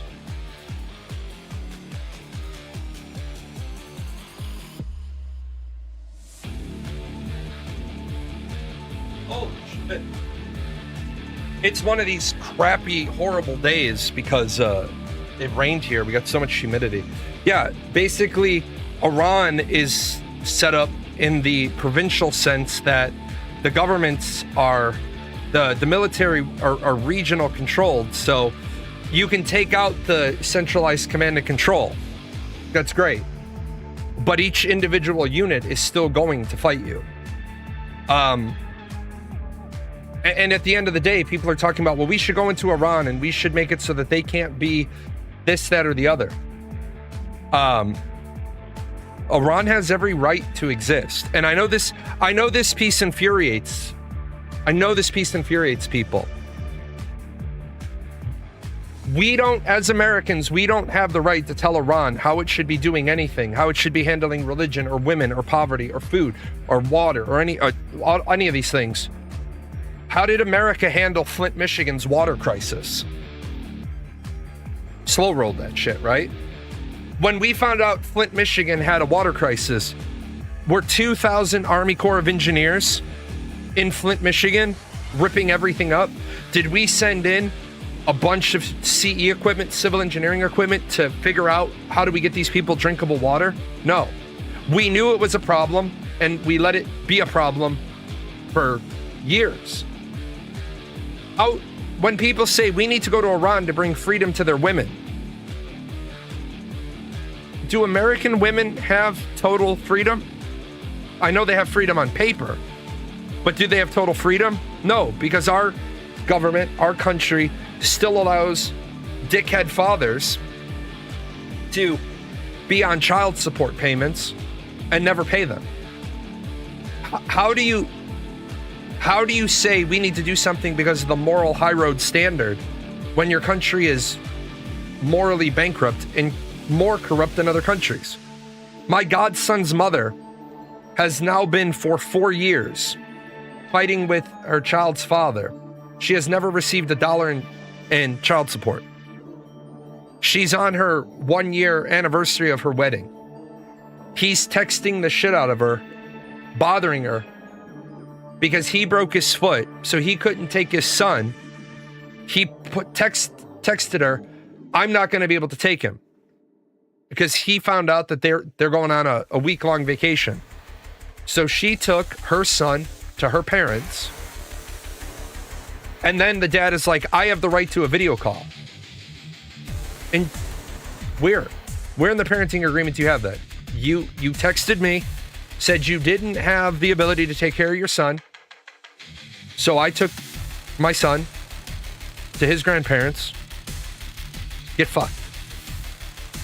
This guy is a piece of shit human being.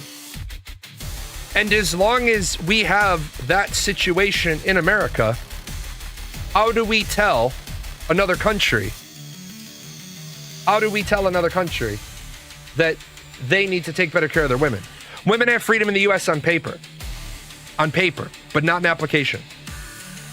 Because if the only example I could give you was my godson's mother, that would still be one too many examples of the failure. Fathers that are on child support don't pay the mothers, but we're going to tell another country that they need to take better care of their women. I don't like hypocrisy. Everyone uploading PDFs. I don't like hypocrisy. Let's see. Gonna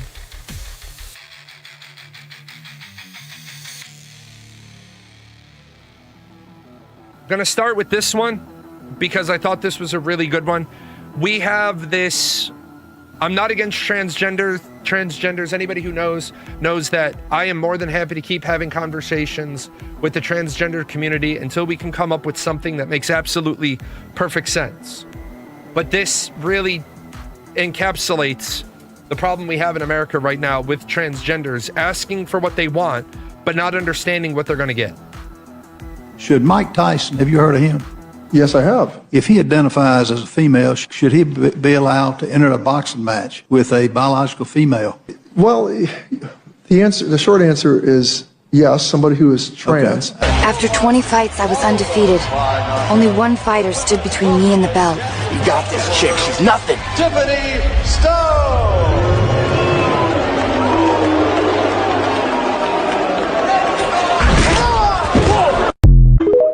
Okay, so I think, right? I think there is some discussion point with how insane our country is. So how the fuck do we turn around and say to another country, you need to run your country a certain way? The sad part, it's real. The sad part is it is real, and that's why it's not a joke. Because, as I said, my daughter and her 3 friends, they were the officership of the gay, straight, lesbian, the gay, straight alliance. They were all at the house one day, and they were having their chapter meeting, because they weren't allowed to have meetings at school because we were still post-COVID. And I came down and I said to them, I said, what is your agenda? And they all kind of looked at me and they said, what do you mean? I said, what are you fighting for? Like, if you have a gay straight alliance at your school, there's got to be things that you're advocating for, that you're rallying against, that you're trying to change. What are you trying to change? And they had no fucking idea. So I said, well, go to your faculty advisor and talk to them. Otherwise, disband the club. Because if you no longer have things that need to be corrected, then you don't need a activity called the Gay Straight Alliance. If the gays and the straights are already allied, you don't need you don't need this organization anymore. It's Mike Charlie, it's mission complete. But then they're like, oh, well, we have it where girls want to be able to compete in boys' sports. Okay. There's no female wrestling team. So girls that want to wrestle have to wrestle boys.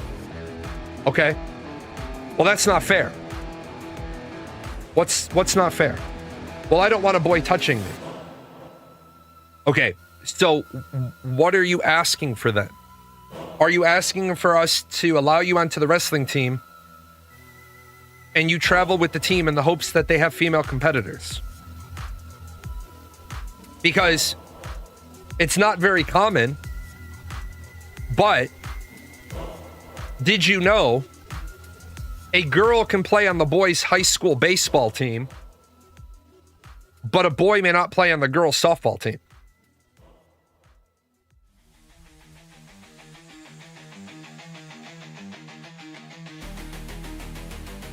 Why? Why can a girl play baseball? Boy sport equals universal. Girl sports equal girl. Right, exactly. Because of the way Title IX is written. I don't have a problem with Title IX. I don't have a problem with that. And here's why I don't have a problem with it. Because I'm not a fucking idiot, and I understand that in most sports, right, a girl competing against a boy in wrestling could be getting her ass kicked because of physiology.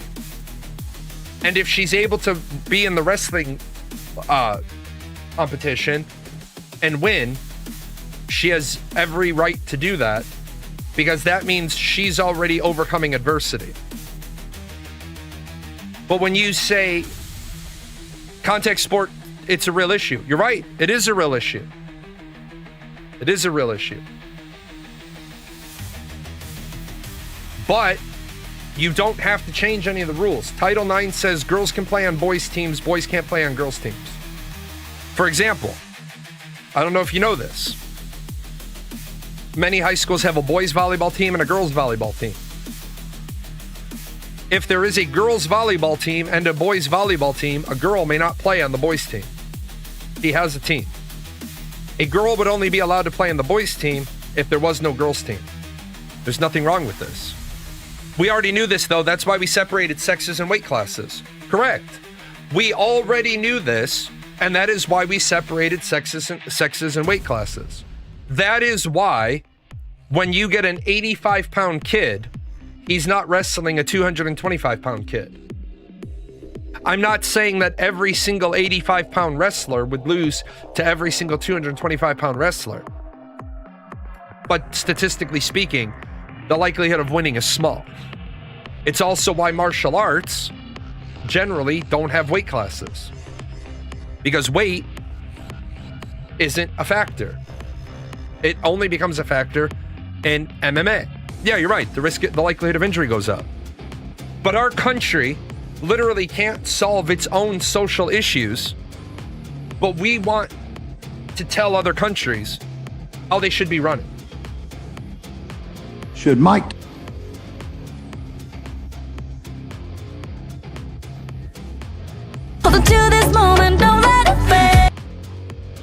This is not pro-disabled. This is anti-homeless architecture disguised as disabled accommodation. Do not be fooled.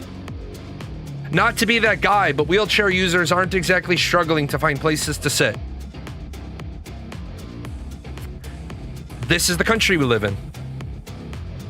You fucking carve out the middle of the bench so that, yeah, you carve out the middle of the bench so handicapped people can go in the middle of the bench. I love the bench design, though, because that means, right, I can sit on one side and a stranger can sit on the other side, and we don't have that weird, where is the line of demarcation in the middle of the bench? But again, we want to talk about going to Iran and bringing Iran this or bringing Iran that or bringing Iran freedom or bringing Iran whatever the fuck else. But we still do this.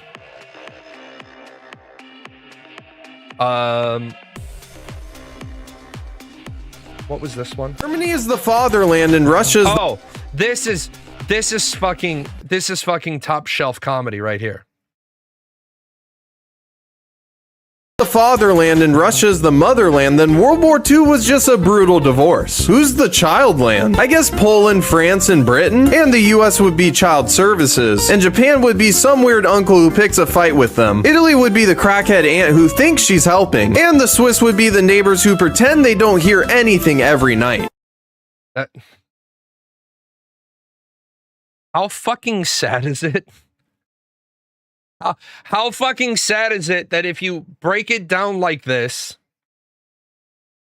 every American is like, yep, that is fucking...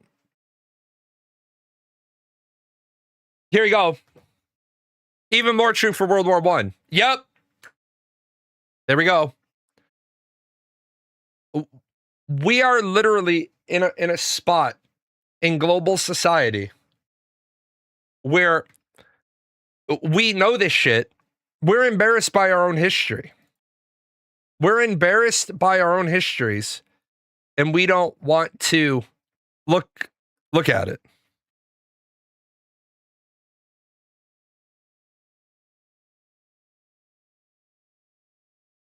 I hate verbs in English. I dance, you dance, he dances. Why? Is he dancing more than me? I don't think so. 645 people dance and he dances. How much is this motherfucker dancing?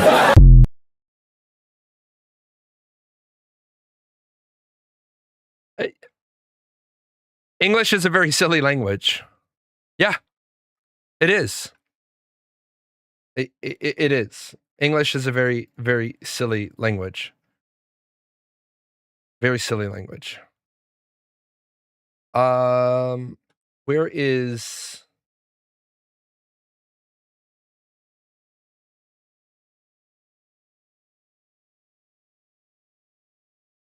Hey Monica, I'm going to show you a breakdown of my expenses starting July 1st when I lose daycare assistance. So my income is $3,000.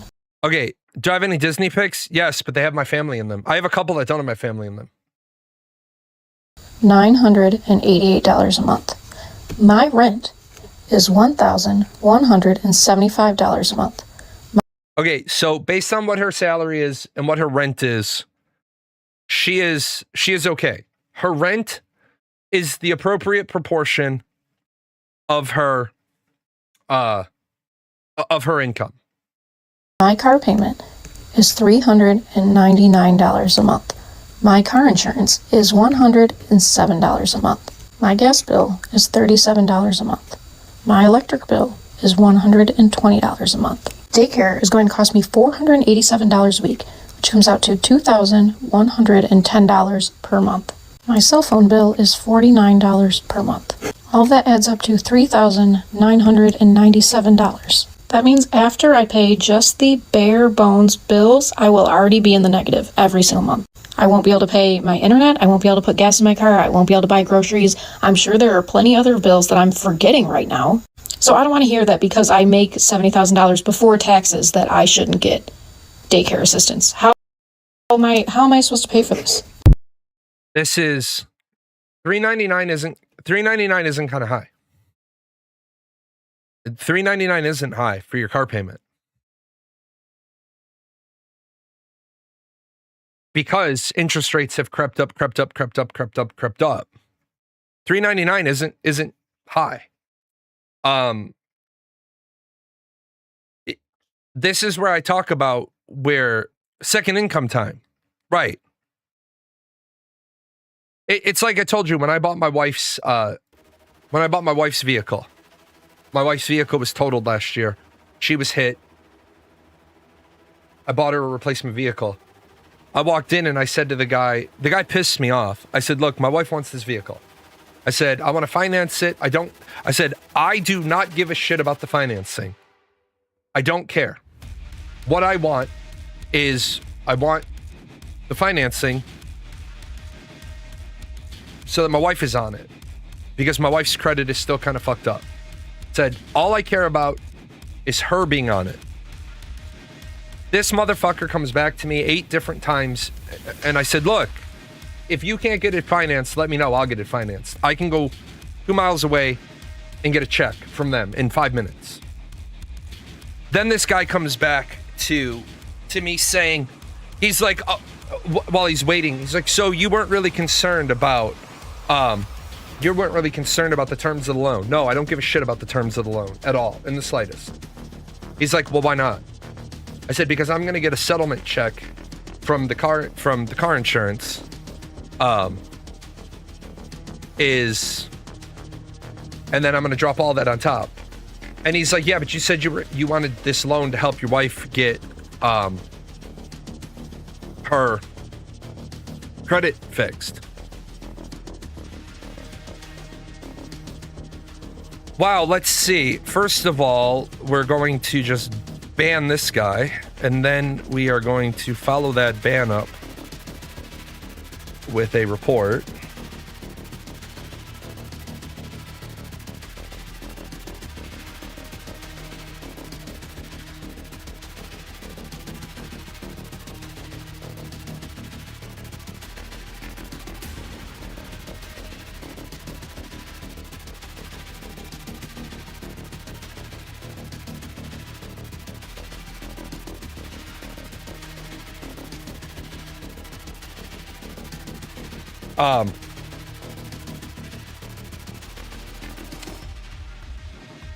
So you asked the question why.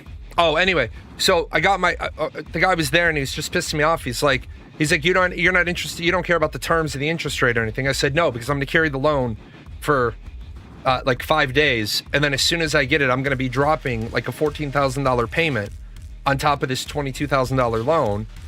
And then I'm going to drop another $5,000 onto it. I'll let it cycle once. And then as soon as it appears on our credit report, I'll pay off the balance. And this slimy cocksucker of a fucking salesman says to me, he's like, well, you need to keep the loan on, you need to keep the loan on her record for 6 months for it to impact her credit. And it was about at that moment that I looked at him and I said, you're about to fuck up this car sale, because I don't need a guy wearing an off-the-rack suit with mismatched shoes telling me anything about financing. And the guy got pissed off and offended. He started talking, and he's like, I said, look, man, I didn't put a suit on to come buy a car. I said, the nice thing about being financially secure is I can walk in and I can buy a car regardless of how I'm dressed. I said, now don't come back to my table again and try to talk to me. And when we get in there to sign the paperwork, don't try to sell me anything. I'm not buying car washes. I'm not buying oil changes. And you ask me even one of those things and I'm leaving. Fuck off. That's the problem with car sales right now. They care about getting, they care about getting their kickbacks. Somebody asked, she said she makes $70,000 a year, but with the money at the top line, that equals about $47,000 a year. Yeah, that's a problem that a lot of Americans have. A lot of Europeans and a lot of Americans can't sync up with this. When a European says I make $60,000 a year, the European means that they get about $5,000 a month. When an American says I make $60,000 a year, an American says before taxes. Europe is a much better country. A much better continent for making people understand their money easier. Because when you go into the store and you buy a can of soda, in Europe, it'd say €1.07 on the shelf. It'll say €1.07. So you take this up, you put it on the counter, you put down €1.07, you walk off with your soda. In America, it's going to say 99 cents. And then when you get up to the register, they're going to ring it and then add your tax on. Europeans are used to seeing the price out the door on the shelf. Americans know that we have to add tax. Now, living on one income is hard, especially when you're living the life she is. Well, she's not really living an extravagant life. Her rent is where it should be. So 1175 divided by 1178. I can't fucking math right now. 1175 divided by 3988. She's paying 29.4%. That's about what your housing should cost. A third of your rent. A third of your income is what you normally have to have. So she's right. She's just a little low on her rent. Now, am I recommending a lot of people to downscale? Yes, I am. Dude, what kind of childcare for on kid is twice the average rent? Most childcare, Quantum. Most childcare. Most childcare. Because remember, what people said over all these years is we want daycares to be inspected, random inspections, continual inspections. We want them to have, we want them to be required to have either a nurse on call or a nurse that can respond. We want them to be NACI accredited. We want them to be early childhood.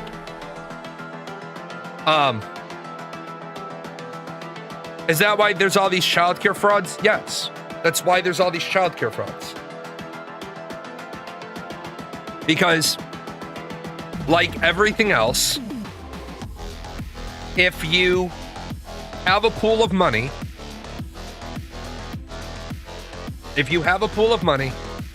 and it can be tapped into for grants, loans, exceptions, whatever have you.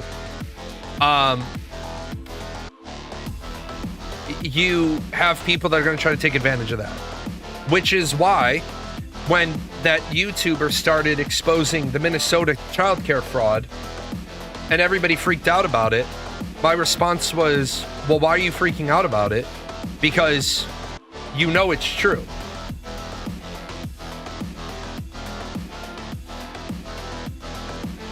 You know it's true because you've broken up childcare rings like this in the past. You get the kid's name, you get the kid's information, you put the kid on the daycare roll, and then you say the kid is in the daycare for the maximum number of hours a week, even if the kid's, you're telling the federal government mom is using 40 hours of daycare every week. But the truth is mom is only using 22 hours of daycare. But you're telling the federal government mom used it for 40. It's all bullshit. It's all fucking bullshit. In 2-ish months, you'll be spending $1,200 American a month for daycare, which is why I tell people you shouldn't be having kids unless you can live on one income. Because if you can't live on one income, I hate the idea what they tell women, and they tell the women, go get a part-time job or go get a job. Okay, 15 hours a week, 40 hours a week. Sorry, $15 an hour, 40 hours a week times 4, $2,400. After taxes, $1,600. After childcare, you might be making it $392. If you're making $392 working 160 hours a week, you're better off not working, you taking care of your kids, and then learning how to coupon, learning how to bargain shop, learning how to make money from home, because it makes no sense to give 160 hours of your life to a company to make about $400 a month. I know people don't like when I say this, and it's okay. Either dad gets a second job on the weekend because dad has a higher potential for earning, or mom gets a job on the weekend and dad has to parent. I used to get really offended, and it really pissed me off. People would say to my wife was in school. My wife was in college. And we'd be out with a group of people, and they'd look at me and they'd be like, it's so great that you take care of your kids so that your wife can go to school. What ignorant ass shit just came out of your mouth? It's great that I babysit my kids. Those are my fucking kids. That's not fucking babysitting. That's parenting. Those are my children. That is a discussion my wife and I had before she went to school, right? My wife tried to go to school at one point, and I was like, you cannot go to school this semester. She's like, why? Because I will be TDY for 9 weeks of the semester. There is no fucking way you can go to school. It is not possible. And my wife was like, well, I could put the kids in after care. I said, no, because we're going to spend you're out of the military. You don't need a college education. Parent. If you want to go to school when I'm not deployed, cool. I would recommend taking 8-week classes. Take one class at a time, 8-week classes in case I get deployed. If you work full-time at minimum wage, you'll earn $15,000. In a year, I'll spend $14,400 in childcare alone. Yes. And you won't even make $15,000. You'll make $15,000. You'll clear about $12,500. Yeah, you're babysitting your kids. No, I'm fucking parenting. Let's see. Why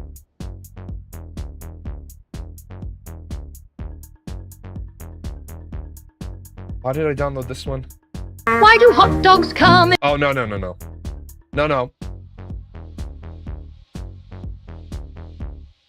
Watch this. If somebody enters a home and they are unarmed, and a homeowner fears and they are armed and then shoots and kills the person who's entered their home unarmed, this would protect them? The question being that if a person enters the home unarmed? Unarmed, but the homeowner themselves is armed and they say, oh my gosh, someone's in my home, this is scary, I shoot and kill them. So even though the perpetrator who entered their home unlawfully is unarmed, would this protect them, and that would be seen as reasonable? I reject some of the premise of that question because you're presupposing that the homeowner knows that this intruder is unarmed. A lot of these people conceal weapons on them when they enter the home and only produce these weapons.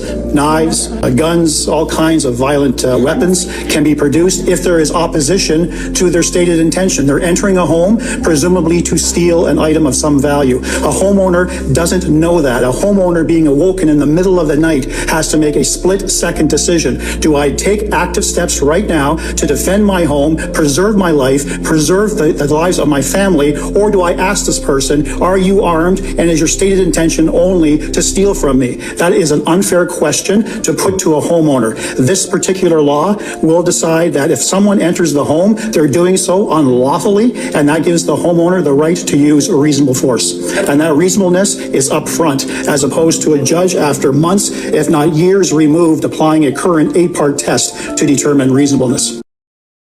This is what needs to happen, right? And this is what needs to happen. We need to stop fucking being bleeding heart liberals and defending criminals. You broke into my house. I put 2 into your chest and 1 through your eye socket. The moment that I put 2 into your chest and 1 through your eye socket, I called 911. If able, I was already on the phone with 911 when I was putting 2 into your chest and 1 through your eye socket.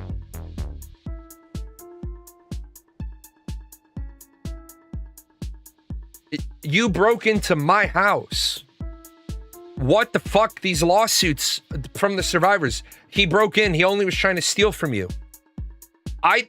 You chose, your stuff was more valuable than his life. I didn't decide my stuff was more valuable than his life. He decided my stuff was more valuable than his life.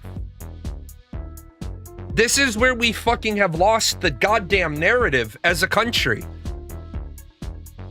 Everybody's bleeding heart Carmelo Anthony.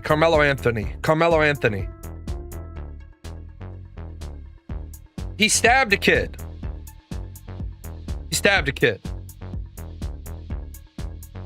Sorry. You're going to jail for the rest of your life.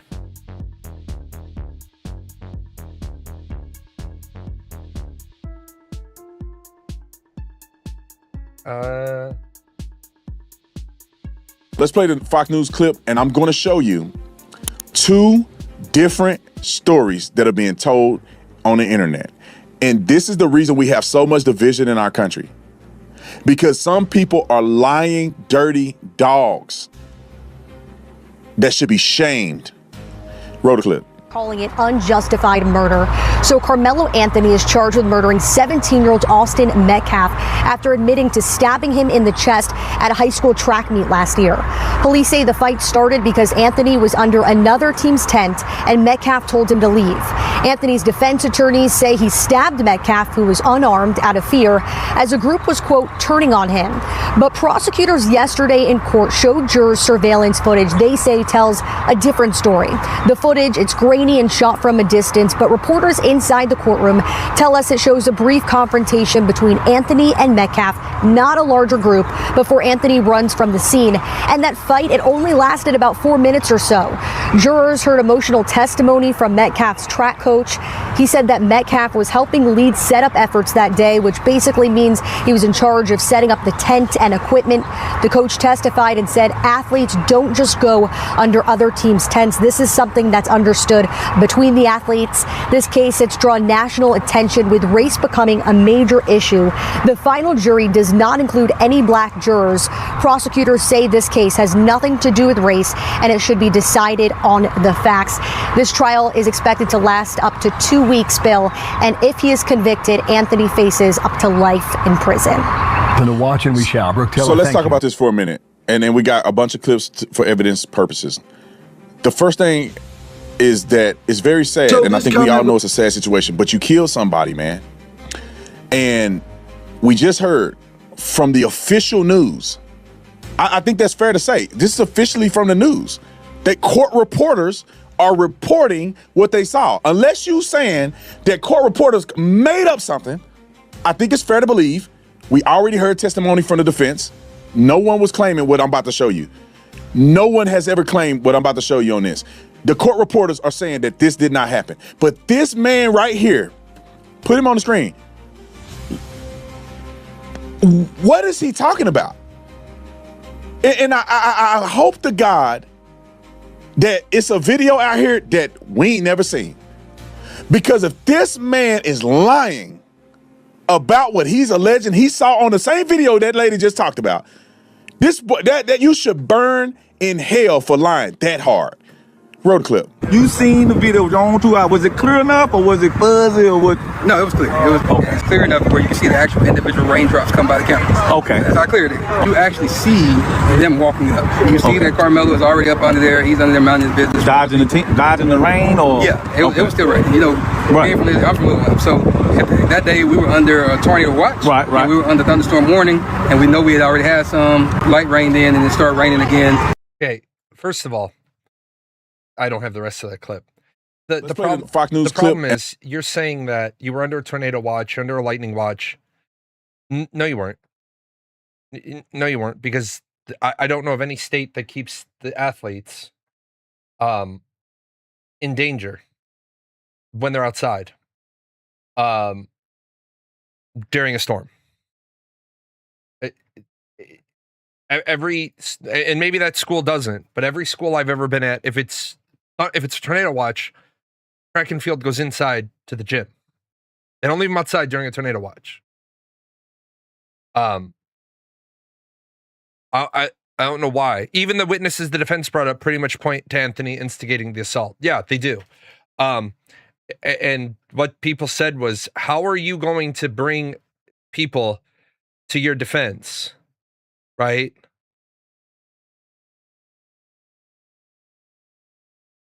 How are you going to do that? And your witnesses on the defense crush your defense. Like, one of the witnesses on the defense was asked who was wrong, and the Carmelo was wrong. He started it. We take everything we can and we turn it into race. I don't know why we keep turning everything into race.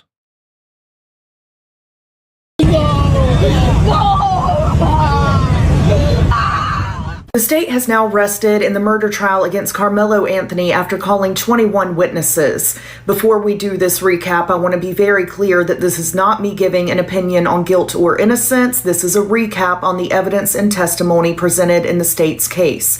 Once the defense has rested, I will also recap their case. Carmelo Anthony is charged with murder in the death of 17-year-old Austin Metcalf. Austin died on April 2nd, 2025 during a high school track meet at Kirkendall Stadium in Frisco, Texas. Austin was a student of Memorial High School and Carmelo was a student of Centennial High School. The state's theory is that this was murder, not self-defense. Prosecutors argued that during a rain delay, student athletes were under team tents and Carmelo Anthony was under the Memorial team tent even though he was not a Memorial student. According to the state, multiple Memorial students asked Anthony to leave that tent area and the situation escalated after Austin also asked him to leave. Okay. These people really want to live next to this psycho if he's freed. Yeah, that's... So...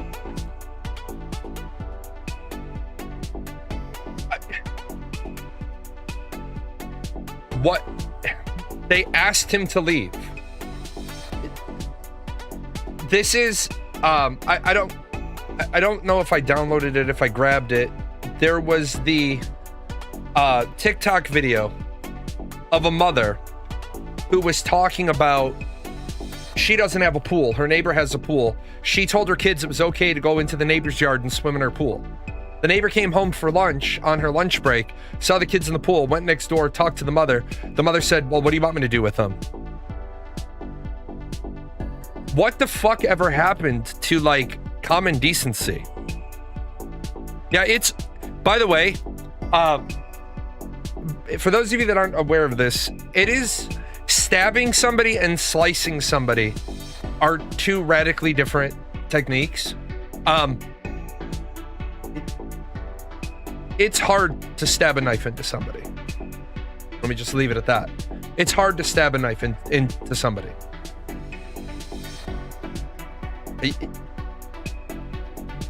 Why do you have a knife at a track meet? Why wouldn't you just go back to your tent if asked to leave? Why? Yeah.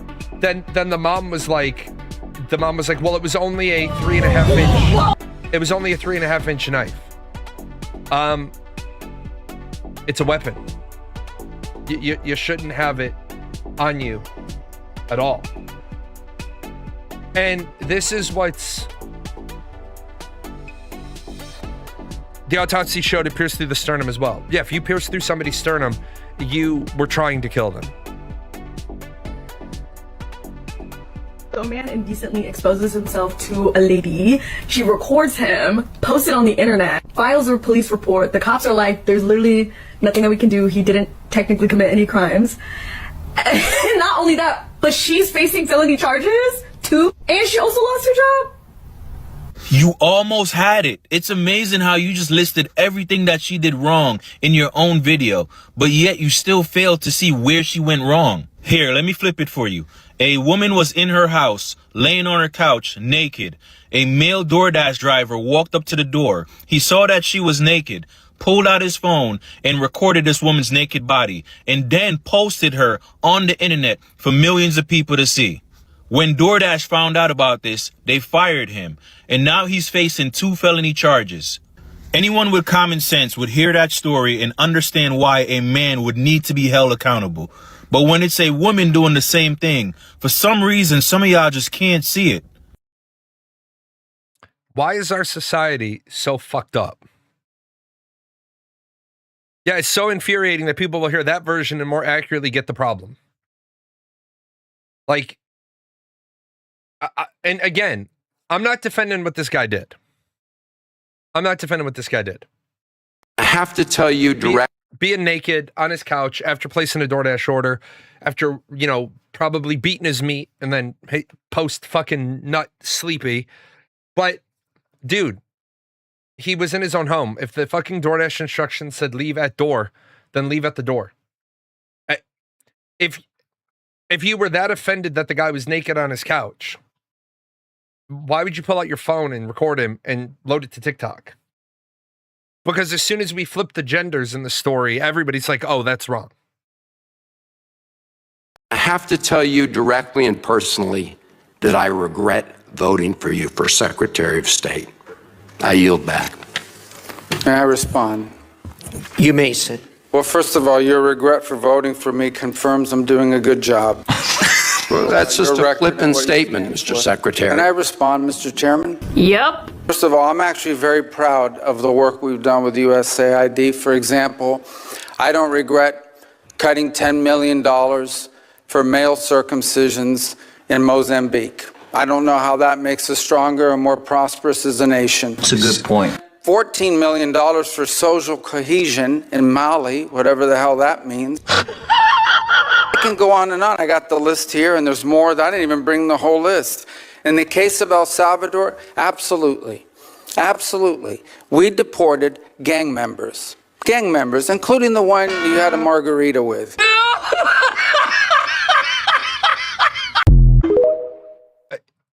My problem with our government is the soccer video being used. The soccer video is a way to hold your attention, and certain people take C-SPAN, they load it into YouTube, and then they copyright claim everybody else's videos that use it. It's a pain in the ass. It's just fucking despicable. The problem we have is I'm not a huge fan of Donald Trump, obviously, because I think he's driving this country into ruin. But Donald Trump could legitimately cure cancer, and he could cure childhood leukemia, and the Democrats would say he's evil for doing so.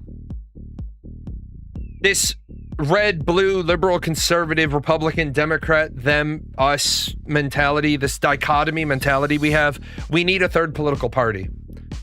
Even if Elon Musk because Elon Musk is about the only person with the amount of money it would take to break into third-party politics. Even if Elon Musk decides to only run about 10 senator races and maybe 25 House races, Elon Musk needs, or somebody else with a lot of money needs to help us get a third party entrenched into American politics.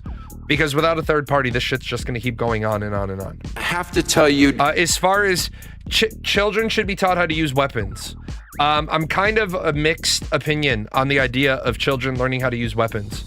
And the reason why I'm a mixed opinion of it is, it's one thing to teach a kid how to use a weapon, but it's another thing to teach the kid that violence is the last resort. In the Carmelo Anthony situation, he killed somebody because violence was his first resort. Violence gets a bad rap. And the reason why I feel violence gets a bad rap is, if you're willing to call the police, you're a fan of violence. You just like to outsource your violence to a third-party contractor. The police use force. People use force. You've got a situation where,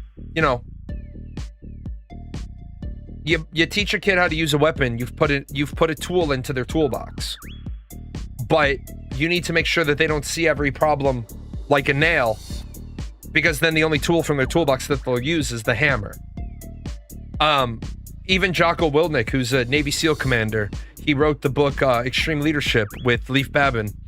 He said, I'm a Navy SEAL, and in a fight on the street, my most powerful weapon is my feet. And that's so I can run away, because it's better to do that. Circumcision can help prevent the spread of STIs, so supporting or investing in male circumcision abroad can help control the spread of HIV, for example. You want to combat HIV abroad so that your citizens travel, they don't bring diseases back. Bullshit. That's fucking bullshit. That is such a fucking horseshit liberal way to justify something. We have fucking rampant STI problems in America. First of all, let me stop you with something. Circumcision versus non-circumcision, it is a very, very, very, very minor difference in STI rates. It's not like wearing a condom versus unprotected sex. Once you've decided to engage in unprotected sex, whether or not you're circumcised as a male is a rounding error of difference. Second of all, what the fuck does it matter if we have hungry kids in America? I'm sorry, but I don't give a shit about STI spread in foreign countries while there's hungry kids in America.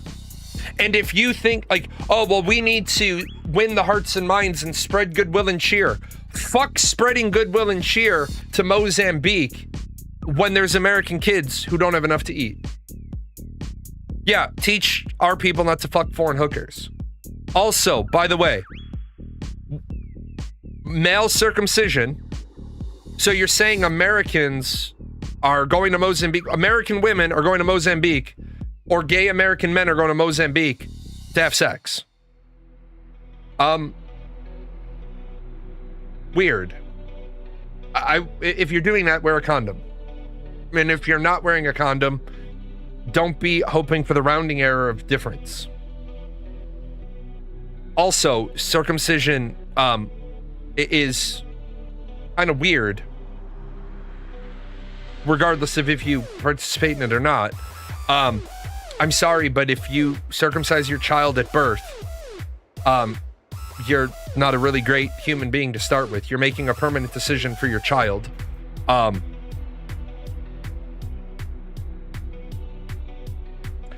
It's another thing if you are preventing it, diseases that can turn into epidemics. The new Ebola situation is more or less a direct result of the U.S. withdrawing funding for organizations working in those areas.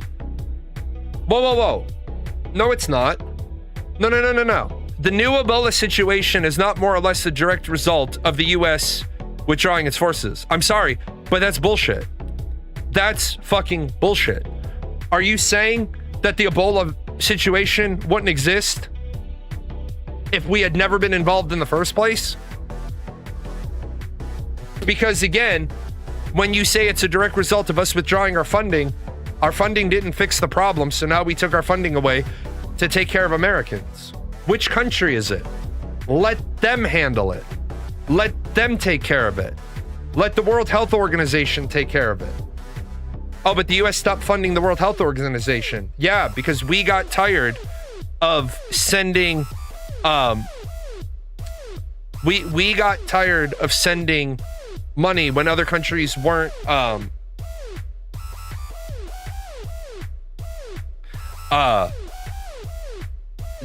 other countries aren't sending the money. Male circumcision has been shown to reduce transmission of HIV by 50 to 60%. Some reports of the right. But Wolfgar, you said STIs. I'm happy that the transmission of HIV. Now give me the numbers for about the other 9 common STIs.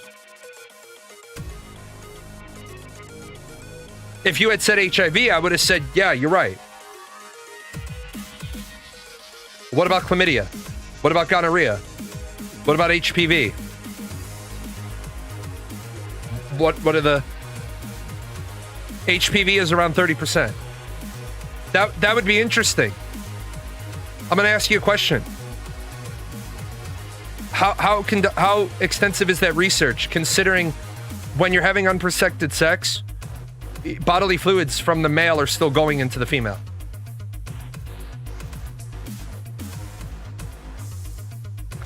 What are the numbers on that study?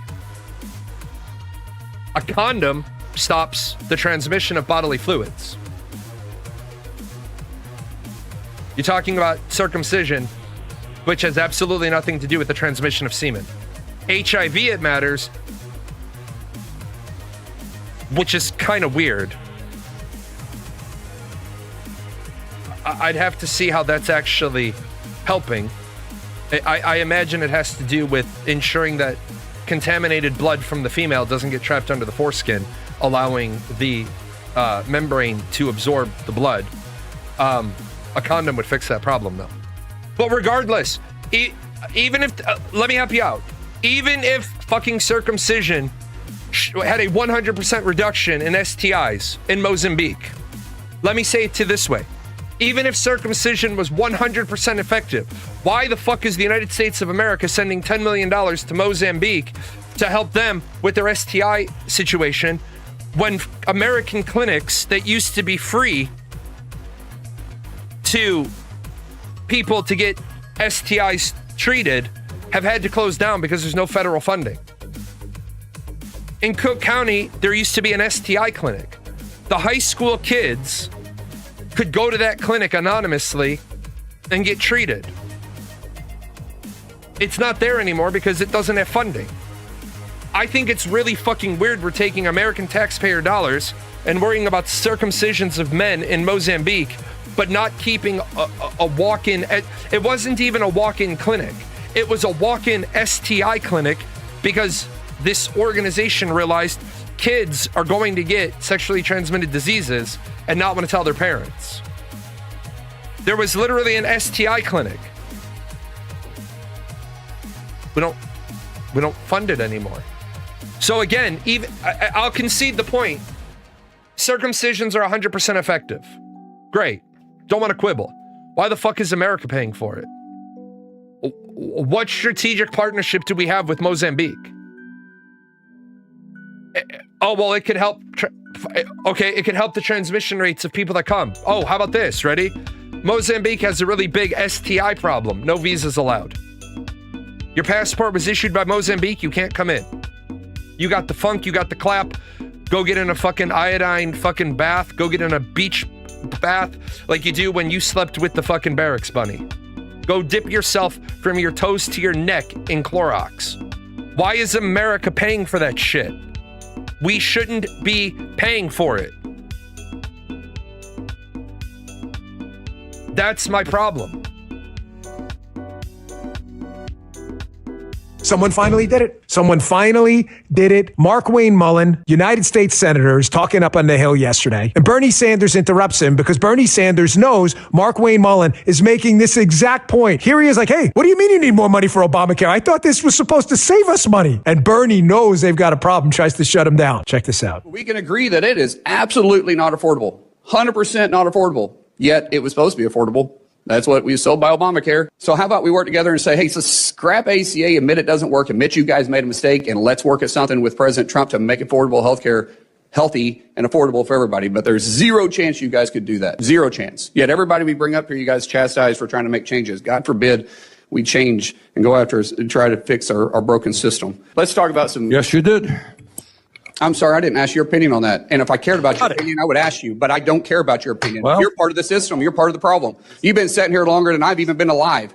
This is your problem. You should have fixed this a long time ago. You've been railing on it so long. What have you been doing? I've decided not to run for Surgeon General.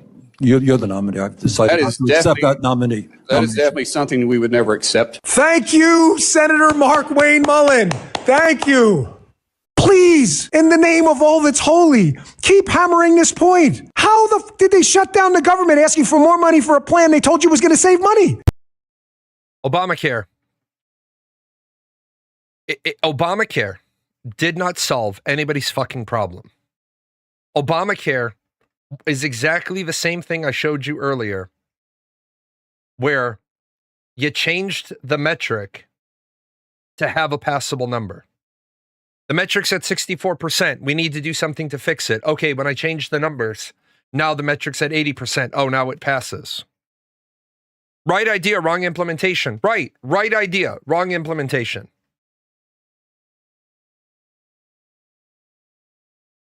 I'm not trying to be insensitive. All right, I'm not trying to be insensitive. Even the doctors, even the nurses, even the med techs, right? The problem is, I went to a pulmonology appointment last year, or in February, from the chest tightness issue I had a year before that. Took me a year to get into the pulmonologist. When I was going over my 4-month record today with them, they said, so you've never smoked cigarettes, but you admitting to smoking marijuana. I said, when did I ever admit to smoking marijuana? They said, well, marijuana use is documented in your medical chart. Yes. I take it in capsule or pill form. The nurse said, oh, well, it's probably not a good thing for you.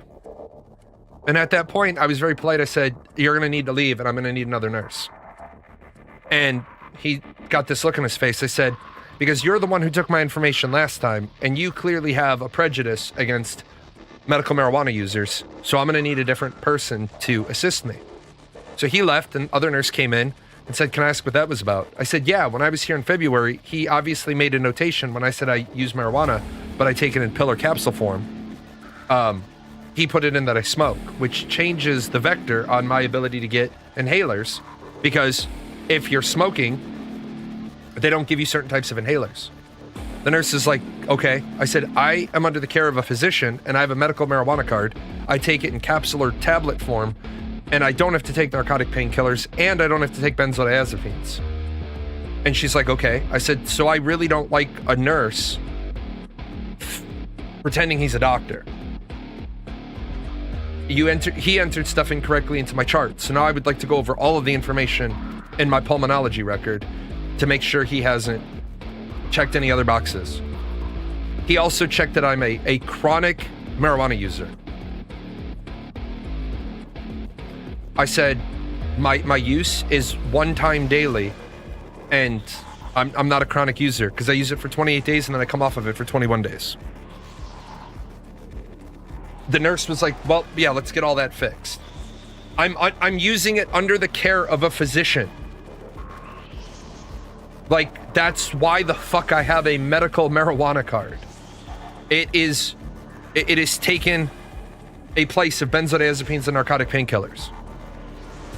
Right now, I'm on muscle relaxant, so I don't use the other shit because I don't need it. My mom's health insurance went up so high after Obamacare that she went from only having voted Democrat to voting Republican. People with blood pressure problems shouldn't be using it. I have blood pressure problems, and it's recommended for that too.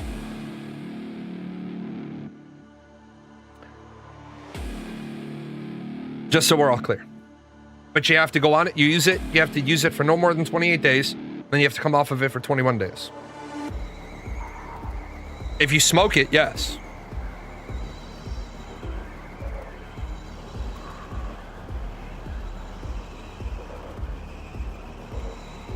THC causes a spike in heart rate and can raise your blood pressure when you're vaping it or when you're inhaling it.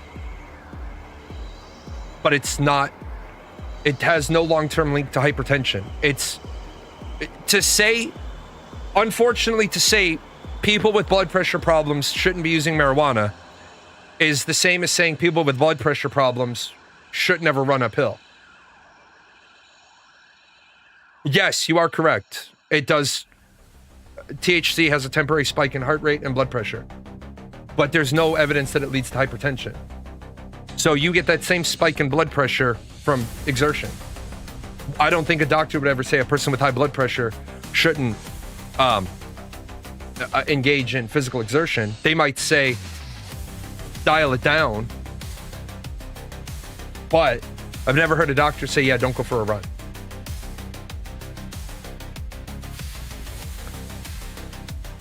The problem is health insurances went up after Obamacare because what you did was you made everybody have health insurance.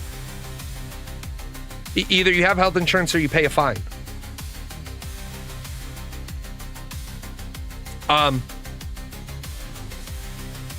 don't see how that helped us. We gave people health care for like 12 years and then we took it away.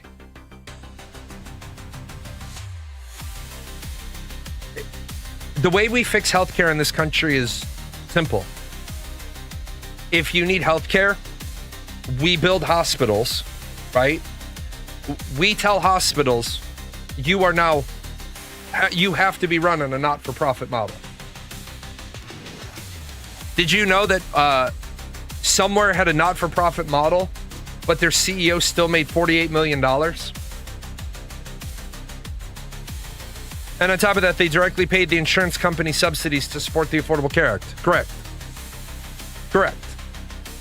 The problem is, you solved the problem by making it bureaucratic. You should be concerned about China's poor political situation. Why should I be concerned about China's poor political situation?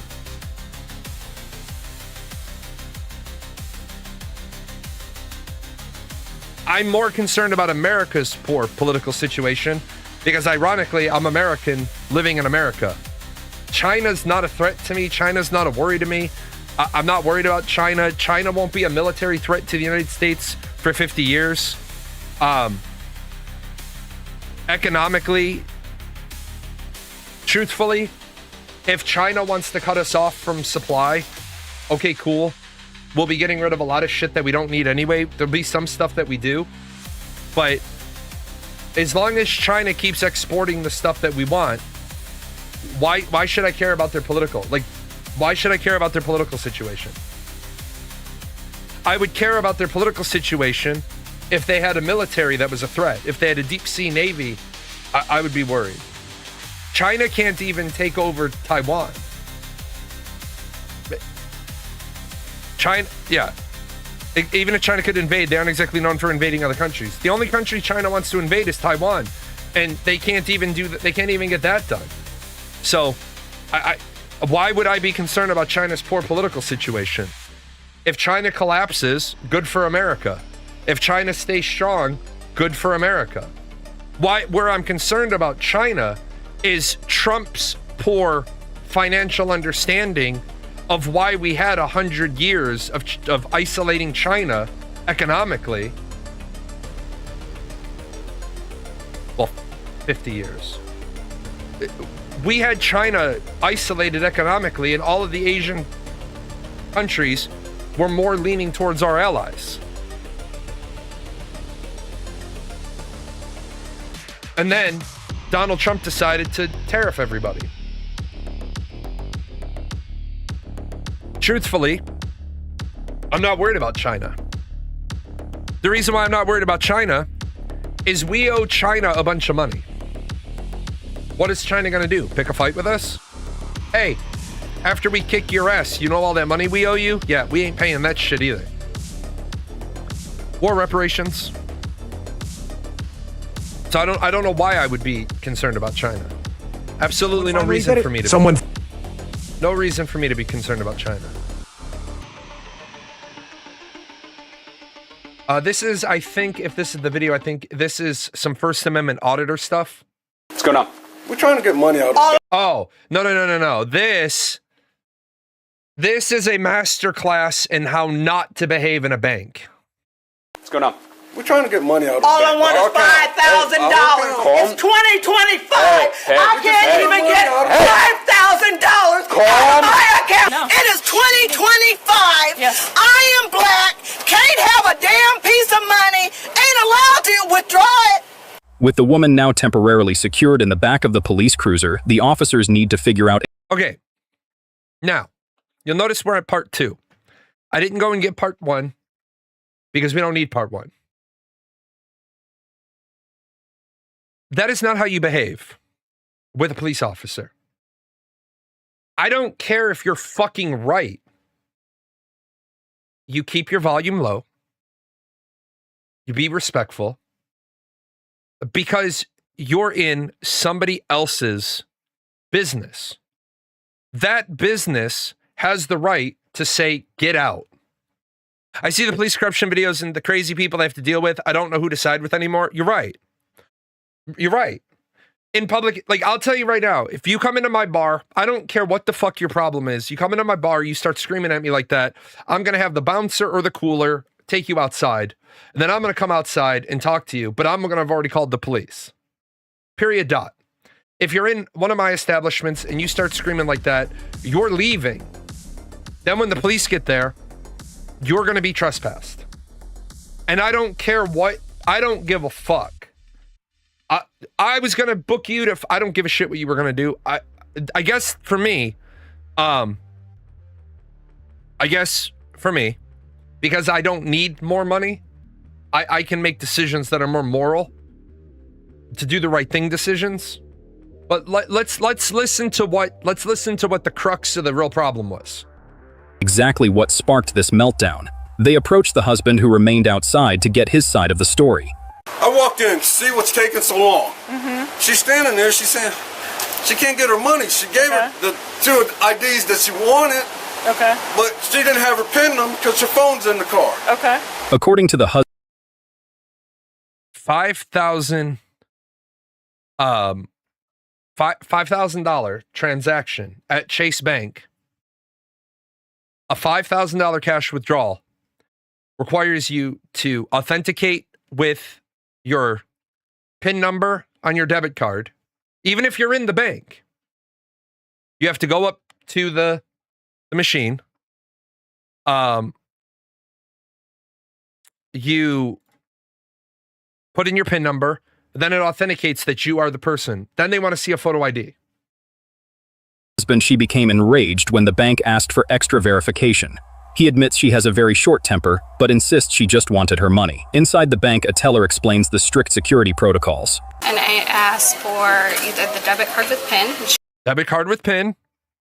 She said she didn't have, or her phone number to send a passcode, and she said she didn't have it. Okay. $5,000 transaction.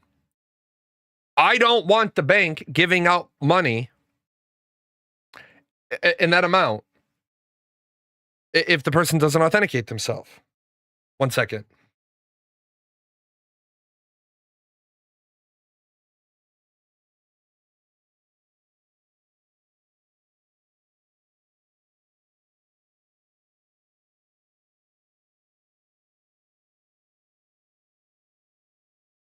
I have to put my PIN number for all transactions at my local bank, even if it's withdrawing $20.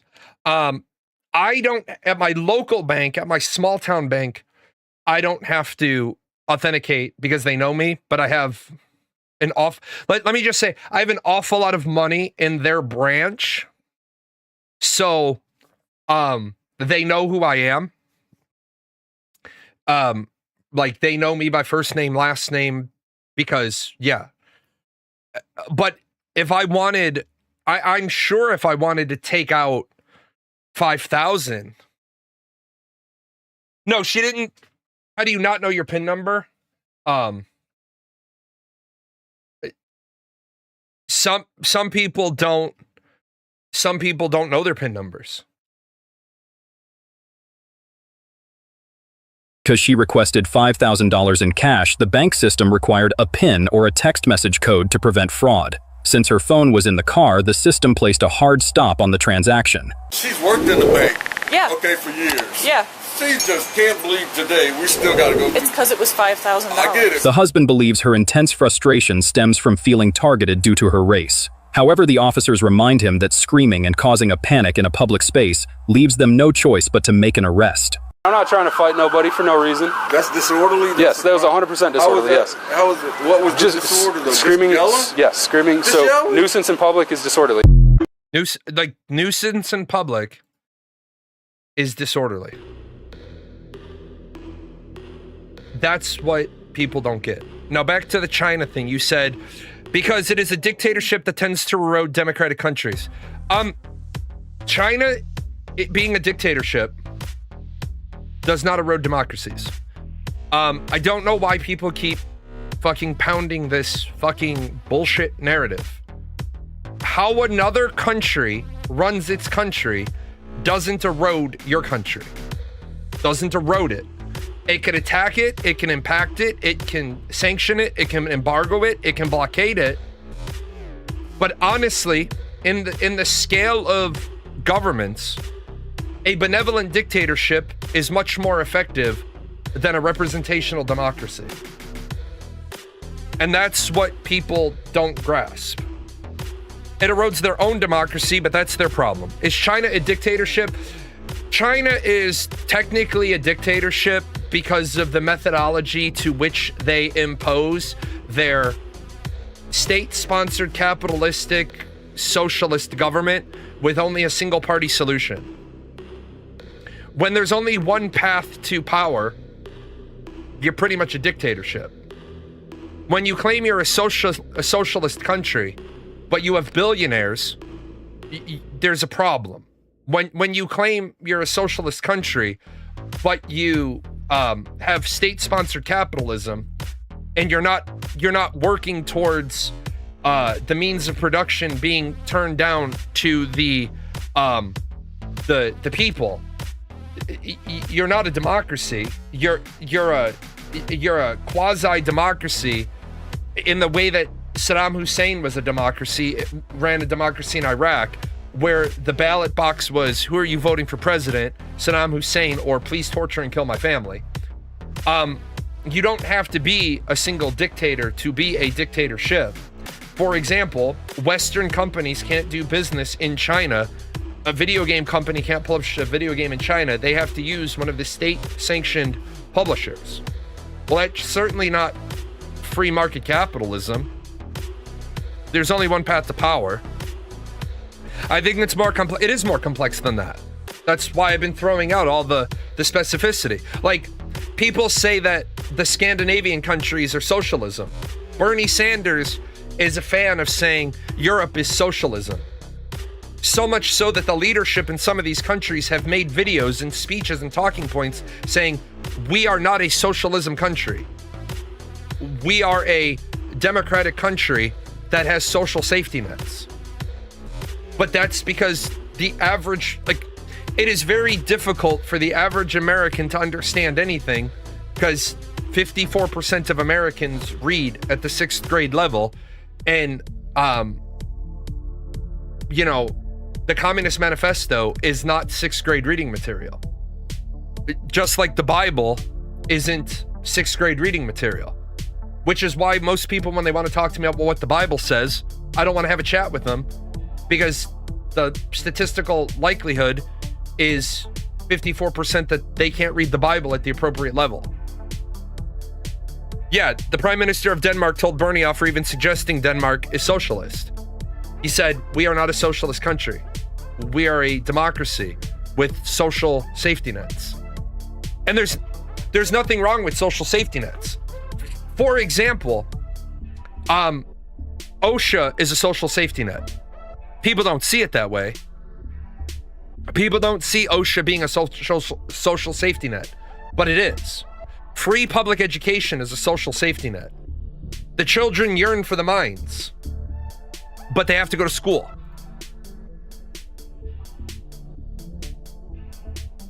Medicare, Medicaid, WIC, SNAP. These are all social safety nets. The problem is when we have social safety nets that don't align with, Denmark takes care of each other, but we do it by making lots of money with capitalism. How is it that Denmark can take care of their people, but America can't? They're a social democracy. Just because something is social in it, paid for by government funds, does not make it socialist. Correct. It doesn't make the form of government socialist. America isn't socialist in the slightest, but we have social safety nets. And that's the thing that people don't understand. We don't have laissez-faire capitalism. We have government-regulated capitalism, which is different than what China has, which is state-sponsored capitalism. America is starting to lean more into state-sponsored capitalism because we keep bailing out industries. We bail out the car industry, the airline industry. We just bailed out the chip manufacturer. We constantly bail out companies or industries because we can't afford for the jobs to go away. What's going on? We're trying. The Intel thing, that's who it was.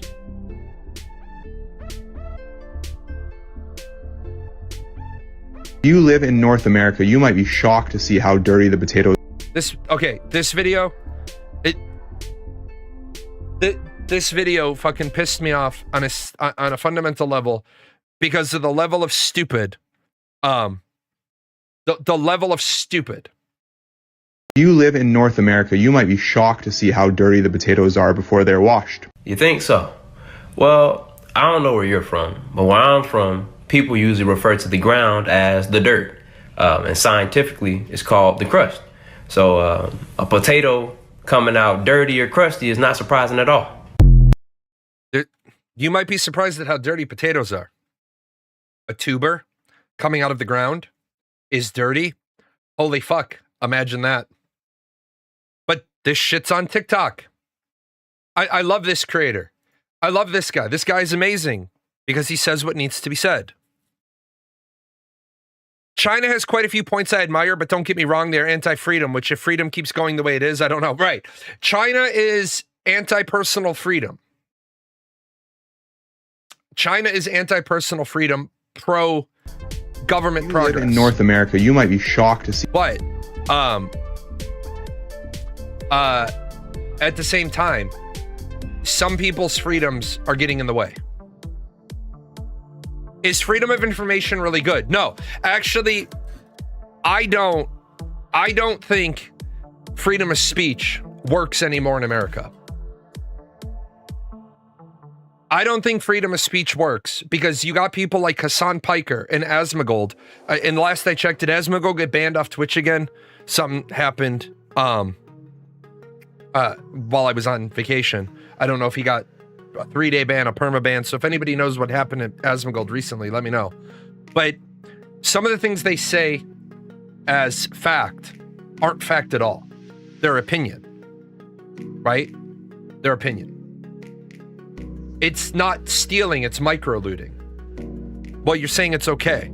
Zachar is fine, okay.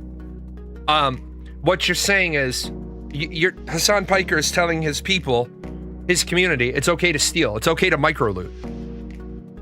No, it's not. It's not okay to micro-loot. It's not okay to micro-loot. The misinformation is starting to drown out the truth. The problem is we have politicians who are dumb as a box of rocks. Okay? There are people who will say to me, you can't make fun of the politicians because most of them are lawyers. And fucking what? What the fuck is so impressive about being a lawyer?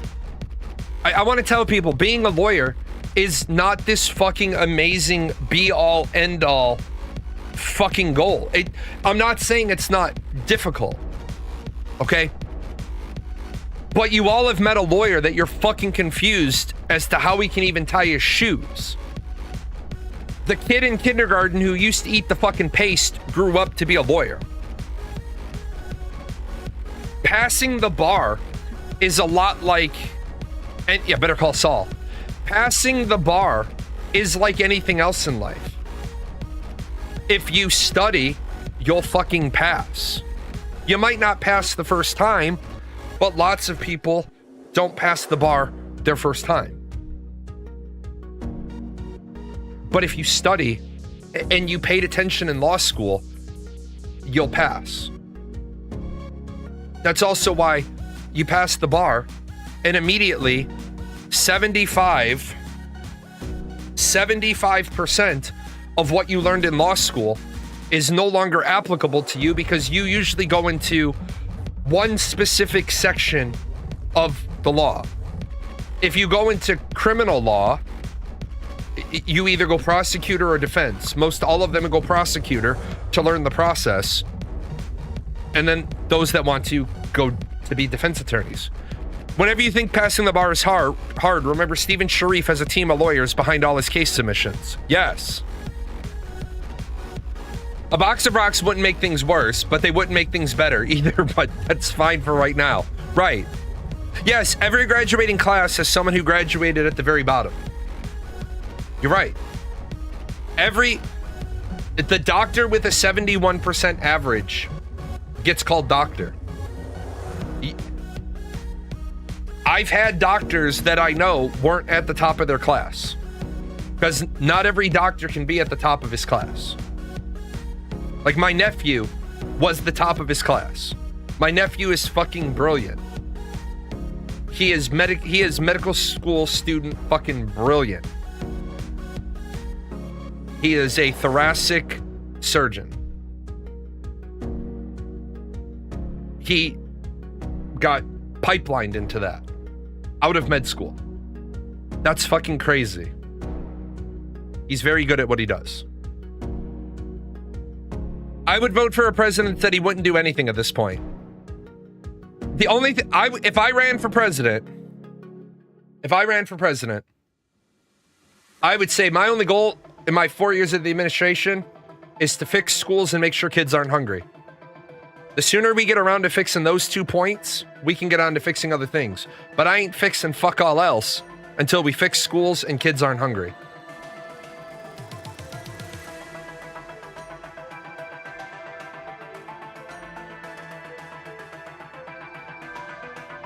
But you ripped it out from underneath me. What am I supposed to do? What are the seniors who were supposed to graduate this year supposed to do? Get GEDs? What weight does that hold compared to a college, compared to a high school education, a full high school diploma? I was supposed to graduate from here. I had my life planned around this school, and now suddenly all of my life plans are falling apart because of your lack of judgment. And I am just enraged. Realize how horribly this has affected us and my fellow students. Not only am I scrambling to figure out something to do with the rest of my life, and not only am I scrambling with less than 2 weeks to put together an entire portfolio showing my skills so I can go to Lincoln Park, which seems to be a great school, but it can't be as good as this school, because I liked it here. Okay, you had me for a minute. I liked the education that I was getting. I liked my teachers. I loved my teachers. I was so excited to come back to this school and see my teachers. And seeing on how you just ripped out their livelihood, ripped out our livelihood and our future right from underneath our feet is appalling. They closed the school. School needed to close. They gave nobody advance notice. They literally said, we're closing the school. And they like, we're closing. We're done. Fuck off.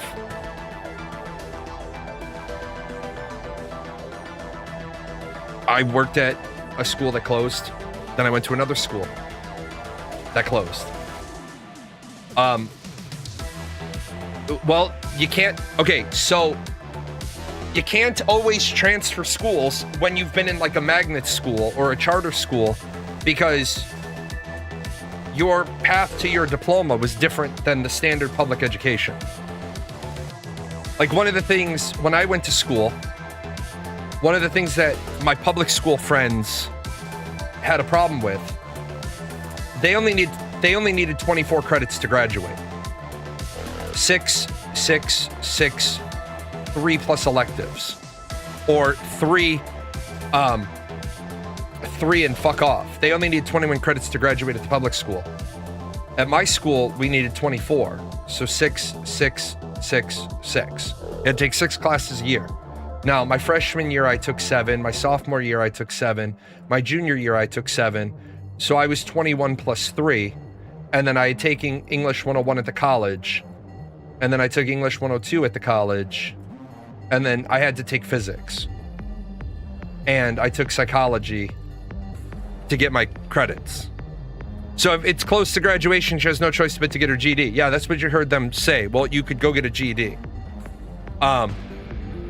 Let me tell you this, and I know, guys, I understand what this sounds like, okay? I do understand how this appears. Can you get into a decent school on a GED? Generally, no. And here's why. I worked in a college admissions office. A GED,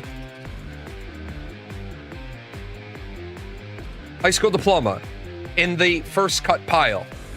GED, second cut pile. GED, second cut pile. GED, second cut pile. So what happens is we have 2,000 slots for our freshman class, right? And we get 5,000 applications from high school graduates. And we get another 3,500 from individuals with GEDs. We already have to cut 3,000 people, right? We already have to cut 3,000 people out of the pool with people with high school diplomas. These people aren't even going to get looked at. Would a single semester at a junior college be enough to separate yourself from your high school background? Yes. Yes, it would. Because what people don't grasp is, and what Carthos just said, high school is one of the easiest things you're going to do in your life. If you can't hack it there, why would I want you in my college or working for me? I'm not saying that there aren't singletons who have really great stories, but you're asking a lot that you want me to shuffle through 3,500 applications to find the truffle in the pig trough, right? Now, why does a junior college help? Well, that's because each admissions class has 2,000 students, right? So they pick their 2,000. Well, at the end of the first year, 175 of those students drop out, transfer, quit school, can't pay for it, get arrested, go to jail, whatever it is. Now, those 3,500 students and the 3,000 remaining students that applied, well, these students have all fucked off and gone to some other college. Of the 3,500 students here, this doesn't help them because this is now the sophomore class. But they have room for 175 transfer students. So if you were down here and you went to the community college or the junior college and you took 10 classes, then you can apply to transfer. And what they're going to say is, well, we want money. We like money. The university has 175 empty seats in this class. Come on in. I get her anger, I get her rage, I get her frustration. But the reality is,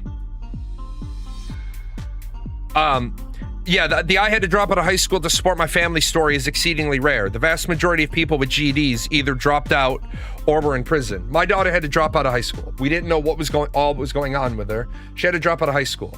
It wasn't until years later we found out it was because she has PTSD and she's autistic and she couldn't handle the school. My daughter is so highly autistic. She is so highly neurodivergent.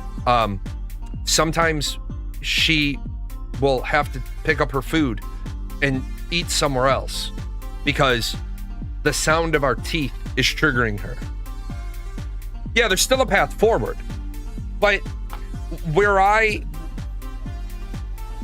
don't believe a GED carries the same weight as a high school accreditation. It does not. A GED does not carry the same weight as a high school diploma. And I know it's not fair and I know it's not right, but you can't make up on 4 years of college in 6 weeks. I'm sorry, 4 years of high school in 6 weeks. You simply cannot. There is no way that you can get a high school education in 6 weeks. Also, your GED certificate is a general equivalence diploma to a high school diploma. But like Carthos said, graduating from high school says a lot about you because of your ability to tolerate this for 4 years, be faced with hardship, faced with adversity, and still overcome. Kind of like this. If you have a member of the military, a veteran is a great person to hire for your company. The reason why a veteran is a great person to hire is because they have been through the absolute worst thing that any human being is subjected to, and that is basic training. If you're ever near a military base, you can tell, and you're in a Walmart, you can tell all the veterans from all the non-veterans. Because the veterans aren't worried about waiting in fucking line for the cashier. Because hurry up and wait is ingrained into our DNA now. Whatever. I think high school makes people more stupid. I think high school doesn't make you more stupid. I think it indoctrinates you into a very poor line of thought because you're doing everything to pass tests. All you got from high school is bad habits and negative influences. I agree with that. It's part of where society is failing. We still have those people who aren't meant to go to college, who need entry-level simple jobs that they can hire at 16, 18. Those jobs are almost all overseas. So it's even more important to graduate high school and get some sort of post-high school education. You're right. In my opinion, the school district should have to require a place to matriculate students into a high school diploma program, either another high school or vocational local college. Yeah, but here's the problem, Nex. The problem becomes they didn't see the high school closing. They had their funding pulled. You're 2 weeks from the end. How do you solve that problem? Because as I've said, this is your standard set of high school checkboxes, right? Now, I'm going to give you an example of where the problem is. This is your standard set of boxes, and these are your 4 English classes. And the only 4 English classes that can satisfy these are called English 1, English 2, English 3, and English 4. Now, you're at a magnet school. And you took English 1 in your freshman year at the magnet school. And in your second year, you took a class called Contemporary American Literature.